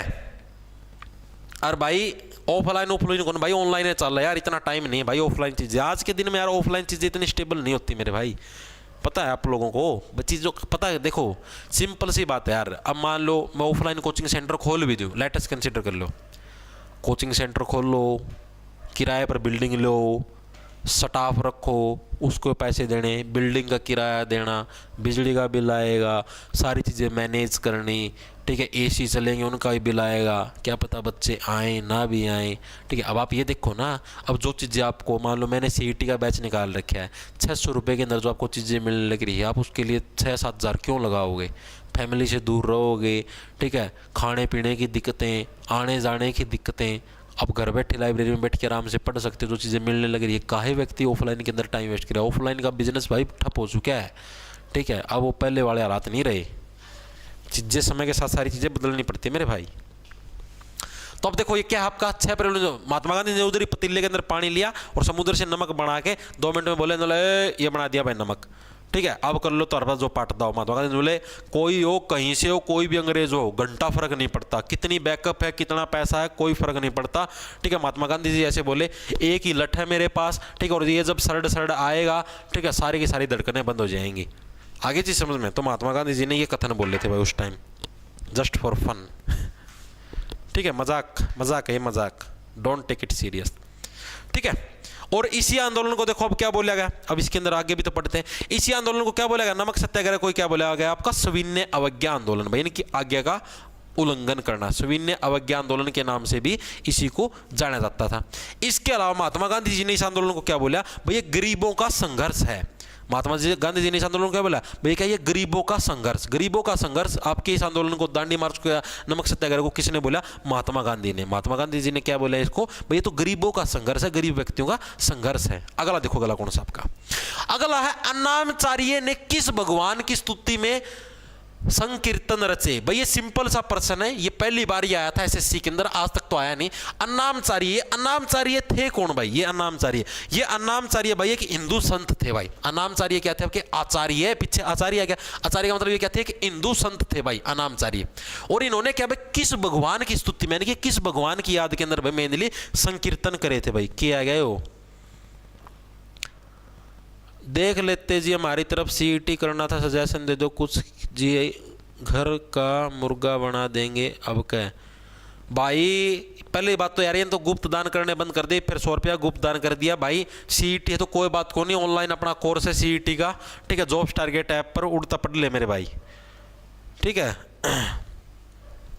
अब देखो क्या है, तो अन्नामचार्य ने भाई, आचार्य जी थे, इन्होंने किस भगवान की स्तुति में संकीर्तन रचे, यानी कीर्तन थे, वो कीर्तन रचे थे किस भगवान की? तो भगवान कौन सा था? वेंकटेश्वर भाई। वेंकटेश्वर की जो संतुति यानी कि आपकी याद के अंदर क्या इन्होंने कीर्तन रचे थे, ये प्रश्न आपका पूछा गया था, ठीक है। तो याद करते हो अन्नामचार्य भगवान वेंकटेश्वर। वेंकट का मतलब बन गया आपका बैंकेट। बैंकेट हॉल देखा होगा आपने, बैंकेट हॉल किसको बोलते हैं? जिसके अंदर जो शादी होती है ना, पैलेस होता है पूरा, उसको बोलते हैं बैंकेट हॉल। यानी बैंकेट हॉल के अंदर क्या है? अन्न है, जो अन्न और आचार्य जी क्या है वो हमेशा अक्सर हमको बैंकेट हॉलों के अंदर मिलता है। भगवान वेंकटेश्वर के लिए क्या अन्नामचार्य ने आपकी संतुति की थी भाई। अगला देखो क्या आपका, भारत के प्रायद्वीपीय पठार का सामान्य ढलान किस दिशा के अंदर? बहुत इजी प्रश्न और बहुत बार पूछा है। प्रायद्वीपीय पठार का ढलान कहां पर है? प्रायद्वीपीय पठार पता आप लोगों को कहां पर है? यहां पर ये प्रायद्वीपीय पठार है भाई, ये प्रायद्वीपीय पठार, यानी जो साउथ जो इंडिया आपका जो मतलब मध्य प्रदेश के नीचे का हिस्सा हो गया आपका, ठीक है, इसके अंदर ये जो हिस्सा बीच वाला इसको प्रायद्वीपीय पठार बोला गया है, ठीक है। यहां पर क्या है? यहां पर ये आपके पश्चिमी घाट है। ये क्या आपका इधर आपका पश्चिमी घाट है, पश्चिमी घाट है। और इधर क्या आपका? ये आपका पूर्वी घाट है। मैंने आप लोगों को जब पश्चिमी घाट और पूर्वी घाट करवाए थे, मैंने आप लोगों को एक चीज करवाई थी कि जो पश्चिमी घाट है और पूर्वी घाट है भाई, पश्चिमी घाटों की हाइट ज्यादा है, इनकी हाइट करीबन 1600 मीटर होती थी और पूर्वी घाट की हाइट करीबन 900 मीटर होती थी। और इस वजह से क्या ये घाट आपके मतलब कि पश्चिमी घाट की ऊंचाई ज्यादा होती थी और इसकी कम होती थी, यानी कि ऐसे ढलान होता था, ठीक है। अब यही तो पूछा सामान्य ढलान क्या है? ये प्रायद्वीपीय पठार का ढलान आपका। अब इस तरफ कौन सी दिशा है? इस तरफ आपकी पश्चिम डायरेक्शन है, इस तरफ पाकिस्तान राजस्थान रहे पश्चिम है। परली तरफ जाओगे तो क्या है? इस तरफ केरल, इस तरफ तमिलनाडु है। तमिलनाडु की साइड कौन सी? पूर्व दिशा है, तो पूर्व की तरफ क्या ढलान होने लग रहा है, यानी कि पश्चिम से पूर्व की ओर क्या आपका ढलान है। यही तो इसके अंदर पूछा गया प्रायद्वीपीय पठार उसका ढलान कैसे है? आपका पश्चिम डायरेक्शन यानी वेस्ट से क्या है? ईस्ट की तरफ इसका आपका ढलान आपको देखने को मिलता है। एक प्रश्न आपका ये आया है कि पश्चिमी घाट के अंदर जो आपका पश्चिमी घाट है इसके अंदर सबसे बड़ा गैप कहां पर देखा गया? अभी पश्चिमी घाट ये ऐसे ऐसे है, यहां पर कहीं पर एक गैप है बहुत बड़ा इन घाट के बीच में। इस गैप को क्या बोला, मतलब कौन सी जगह पर देखा गया ये? तो ये आपका कहां पर? पाल घाट भाई, ठीक है। कौन से घाट के अंदर? पाल घाट के अंदर क्या है? पश्चिमी घाट का सबसे बड़ा गैप है। एग्जाम के अंदर 2 से 3 बार आ चुका है। सबसे बड़ा गैप, सबसे बड़ा गैप पश्चिमी घाट का कहां पर? आपका पाल घाट के अंदर है, ठीक है। कुत्ता पाल, बिल्ली पाल, पर क्या पश्चिमी घाट से वह मत पाल भाई। इतना बड़ा तो घाट है, इतना बड़ा तो खड्डा है, पाल घाट, पाल वन साढ़े थेड़ है, ठीक है। इतनी चीजें याद होगी। अब इसके अलावा प्रश्न क्या आता है आपका? जो पश्चिमी घाट है इसकी सबसे ऊंची चोटी कौन सी? एग्जाम के अंदर बहुत बार आती है। पश्चिमी घाट की सबसे ऊंची चोटी कौन सी? आपकी अनाईमुड़ी। अनाईमुड़ी भाई, मैं तो मेरी नाड़ नहीं मोड़ूंगी, ठीक है। अनाईमुड़ी नाड़ नहीं मुड़ेगी भाई, बहुत ऊंची नाड़ है, नहीं मुड़ेगी। अनाईमुड़ी ये क्या? पश्चिमी घाट की सबसे ऊंची चोटी, जो कि कहां पर? आपकी केरल राज्य के अंदर एग्जाम के अंदर आती है हर साल, ठीक है। इसके अलावा से क्या पूछता है? एक आपकी पहाड़ी है नीलगिरी की पहाड़ियां। ये नीलगिरी की पहाड़ियां क्या है? अभी आपकी कहां पर मिलती है? भी आपके पश्चिमी घाटों के अंदर मिलती है नीलगिरी की पहाड़ियां भाई, ठीक है। इसके अलावा पूर्वी घाट की सबसे ऊंची चोटी कौन सी है? पूर्वी घाट की। ये भी एग्जाम के अंदर बहुत बार आता है कि पूर्वी घाट की सबसे, एक तो पश्चिमी घाट की पूछे, एक पूर्वी घाट की। पूर्वी घाट की कौन सी? आपकी महेंद्रगिरी भाई। कौन सी आपकी? महेंद्रगिरी क्या है? आपकी पूर्वी घाट की सबसे ऊंची चोटी के अंदर शुमार है भाई। इतनी चीजें होगी याद, आगे चले यही पूछा जाता है इसके अंदर। और देखो भाई, बस 2-1 प्रश्न हो रह गए। मैं विशु राजपूत आज प्रतिज्ञा लेता हूं कभी किसी लड़की की ओर नहीं देखूंगा, पढ़ाई करूंगा, मेरी अखंड प्रतिज्ञा है। विशु राजपूत तेरी प्रतिज्ञा 2 मिनट में तोड़ चुका हूं। तना रसिया का एक गेड़ा मरवा दूंगा भाई, तू प्रतिज्ञा के तू सबकी में तोड़ देगा, ठीक है। कितने क्वेश्चन और रह गए भाई? 3 प्रश्न और रह गए भाई। अंकुश नुगा 200 का और आनंद दे। देखो भाई, क्रिकेट पिच के मानक माप क्या है? वैसे इसके बाद 2 प्रश्न और हैं। What are the standard measurement of a cricket pitch? Cricket pitch के मानक मान क्या है भाई? ये प्रश्न आपको पूछा, मानक माप क्या है? बता दो फटाफट से। 22 गज गुणा 10 फीट, 20 गज गुणा 12 फीट, 22 गज गुणा 12 फीट, 20 गज गुणा 10 फीट। बताओ भाई क्या आएगा? ये सेम टू सेम लिख दिए, 2 ऑप्शन, तो एक को तो काट दो। बताओ 22 10 22 10 ए तो हम इतना पढ़ ले हो के होशियार हो रहे हो यार तुम सारे। देखो 22 गज की पिच हो तो आप सभी को पता ही है।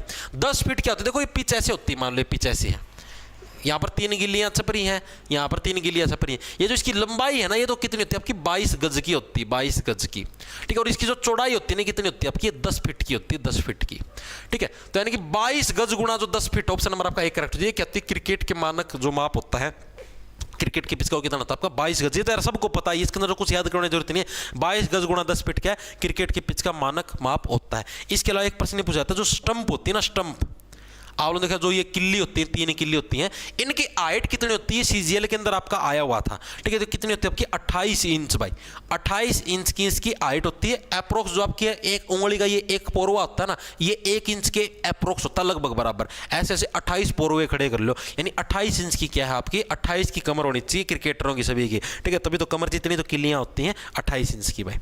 आगे देखो कि इसके ऊपर 2 बेल्स होती हैं। तुगलक वंश के शासनकाल में भारत पर किसने आक्रमण किया? देखो तुगलक वंश, अब इसको देखो मैं बताऊं, मैंने जिस टाइम में प्रश्न पढ़ा था ना, मैंने इसको डायरेक्ट ऑप्शन से एलिमिनेट किया। कैसे? मैंने आपको बताया, देखो तुगलक वंश होते हैं जितने वंश है सारे दिल्ली सल्तनत के वंश है, और दिल्ली सल्तनत के वंशों को याद करने की कैटेगरी बताई थी, सख्त, सा, लोंडा, ठीक है। अब एस से क्या बन गया? एस से बन गया सलेव वंश, सलेव डायनेस्टी। सलेव का मतलब क्या था? गुलाम, यानी कि गुलाम वंश, ठीक है। ये सबसे पहला वंश आया था दिल्ली सल्तनत का। के से क्या बन गया आपका? खिलजी वंश। टी से क्या बन गया आपका? तुगलक वंश। एस से क्या बन गया आपका? सैयद वंश। और एलडी से क्या बन गया आपका? लोधी वंश। ये आपके वंश है भाई, ठीक है। अब देखो सलेव जिस टाइम गुलाम वंश आया था, गुलाम वंश का आपको साल याद होगा, 1200 वाले सनों के आसपास आया था गुलाम वंश, याद है? 1200 वाले सनों के आसपास। और उस टाइम क्या था? गोरी किस टाइम आया था? मोहम्मद गोरी, ये तो उस टाइम आया था 1191-92 के अंदर तराइन का युद्ध लड़ा था, आपको याद होगा, पृथ्वीराज चौहान के साथ। ये तो डायरेक्ट कट गया भाई। गजनी था ये, इसने इससे पहले आक्रमण करे थे। मूर्ति बंजक 1007 ईस्वी के आसपास। चंगेज खान, यो जमाए चंगा था, बावली बूझ। तैमूर, ऑप्शन नंबर आपका बी, तैमूर आया था 1300 वाले सालों के आसपास आया था तैमूर, ठीक है। कब आया था आपका एग्जैक्ट डेट भी बता देता हूं, 1398 के अंदर आया था शायद, एग्जैक्ट ध्यान नहीं, यही पाओगा 1398 ईस्वी के अंदर भाई ये भारत के अंदर आया था उस टाइम। देखो अब सलेव 1200 के आसपास है, खिलजी भी गया, तो आपके पास ऑप्शन के हिसाब से सिर्फ एक ही बच गया आपके पास, तुगलक वंश, ठीक है। तो तुगलक वंश के शासनकाल के अंदर भारत में किसने अटैक किया था? तैमूर वंश, जो तैमूर था, तैमूर जो आपके मुगल सल्तनत वाला था, ठीक है, इसने आपका अटैक किया था। डायरेक्ट याद हो सकता था अगर आप थोड़ा सा, अगर ये आपकी चीजें याद हो तो भी। पर्सन, कई पर्सन ऐसे होते हैं जो आपने पढ़े हुए नहीं होते, लेकिन हल्का सा दिमाग लगाओ ना, ऑप्शन एलिमिनेशन खेल लो तो खेल जाओगे पर्सन के साथ, ठीक है। लास्ट पर्सन आज की क्लास का, लाई फाई और चिन फाई किस राज्य की सांस्कृतिक पोशाक है? पहले करवाया हुआ प्रश्न आपका। लाई फाई और चिन, लाई लाई लाई लाई लाई लाई, फाई फाई, लाई लाई लाई, क्या लाई? पैसा लाई भाई, पैसा, ठीक है। चिन फाई, लाई लाई, चीन वालों लाई लाई, पैसा लाई, ठीक है। पैसा का मतलब मनी। मणिपुर के अंदर कौन सा लाई फाई और चिन फाई आपके कहाँ के फेमस डांस होंगे ना, पोशाक के हैं? कहाँ के आपकी? मणिपुर की। देखो लाई लाई, क्या लाई? मनी लाई भाई, मनी को लेके आओ, ठीक है। मणिपुर की राजधानी कौन सी है? इम्फाल। इम्फाल क्या आपकी मणिपुर की राजधानियों के अंदर शुमार है, ठीक है। लाई लाई, का लाई, मनी लाई भाई, ठीक है। मणिपुर की राजधानियों के अंदर कौन सी आपकी? इम्फाल है। इसके अलावा और मणिपुर के कौन से डांस फेमस है? एक तो याओ सांग, याओ सांग, ओ भाई क्या सांग है तेरा? भाई पैसे का सांग, और क्या सांग होना था, ठीक है। याओ सांग, भाई क्या सांग है तेरा? पैसे का सांग है भाई। मणिपुर का कौन सा? एक तो याओ सांग है, दूसरा आपका लाई लाई, पैसा लाई, लाई हरोबा। लाई हरोबा जाए, लाई फाई आ जाए, बात एक ही है। लाई हरोबा जो है ये भी कहाँ का? आपका मणिपुर का है। एक आता आपका थांगता। थांगता ये मेरा फेवरेट फेस्टिवल, इसके अंदर क्या होता है? थांगता से देखो क्या बन गया? टांग ठा, टांग उठा। थांगता से क्या बना? टांग उठा। और मणिपुर से बनेगा मनी, यानी जिस व्यक्ति के पास मनी होता है, मणिपुर से क्या बनेगा? मनी। जिस व्यक्ति के पास मनी होता है वो क्या है? किसी की भी टांग ऐसे उठवा सकता है, यानी टांग ठा, मनी उठा, मनी पका, टांग उठवा, यानी मणिपुर भाई। तो ये मणिपुर के कुछ फेस्टिवल थे भाई। तो ये थे हमारी आज की class. Exam point of view से आपको कैसी लगी, प्रश्नों का लेवल कैसे लगा, कंटेंट कैसा लगा, ये सारी चीजें कमेंट करके बताना। किसका कर्तव्य है? आप लोगों का कर्तव्य है पार्थ, ठीक है भाई। तो सभी को राम राम, धन्यवाद। कल फिर मिलेंगे रात को 8 बजे इसी समय इसी जगह, सेम टाइम सेम जगह। ले गयो दिल फिर मर जानिया नो सट पे चढ़ी, ओए सेम टाइम सेम जगह ले गयो दिल। ठीक है भाई, सो जाओ, खींच जाओ, दूध दाद पी के सो जाओ भाई, मारो चुस्की दूध की और सो जाओ। गुड नाइट, कल मिलेंगे फिर से रात को 8 बजे। ओके। अकबर के पिता का नाम पूछा था आज की पहली शिफ्ट में, तो बता देता है अकबर के पिता का नाम कौन सा, बड़ी बात थी, हुमायूं।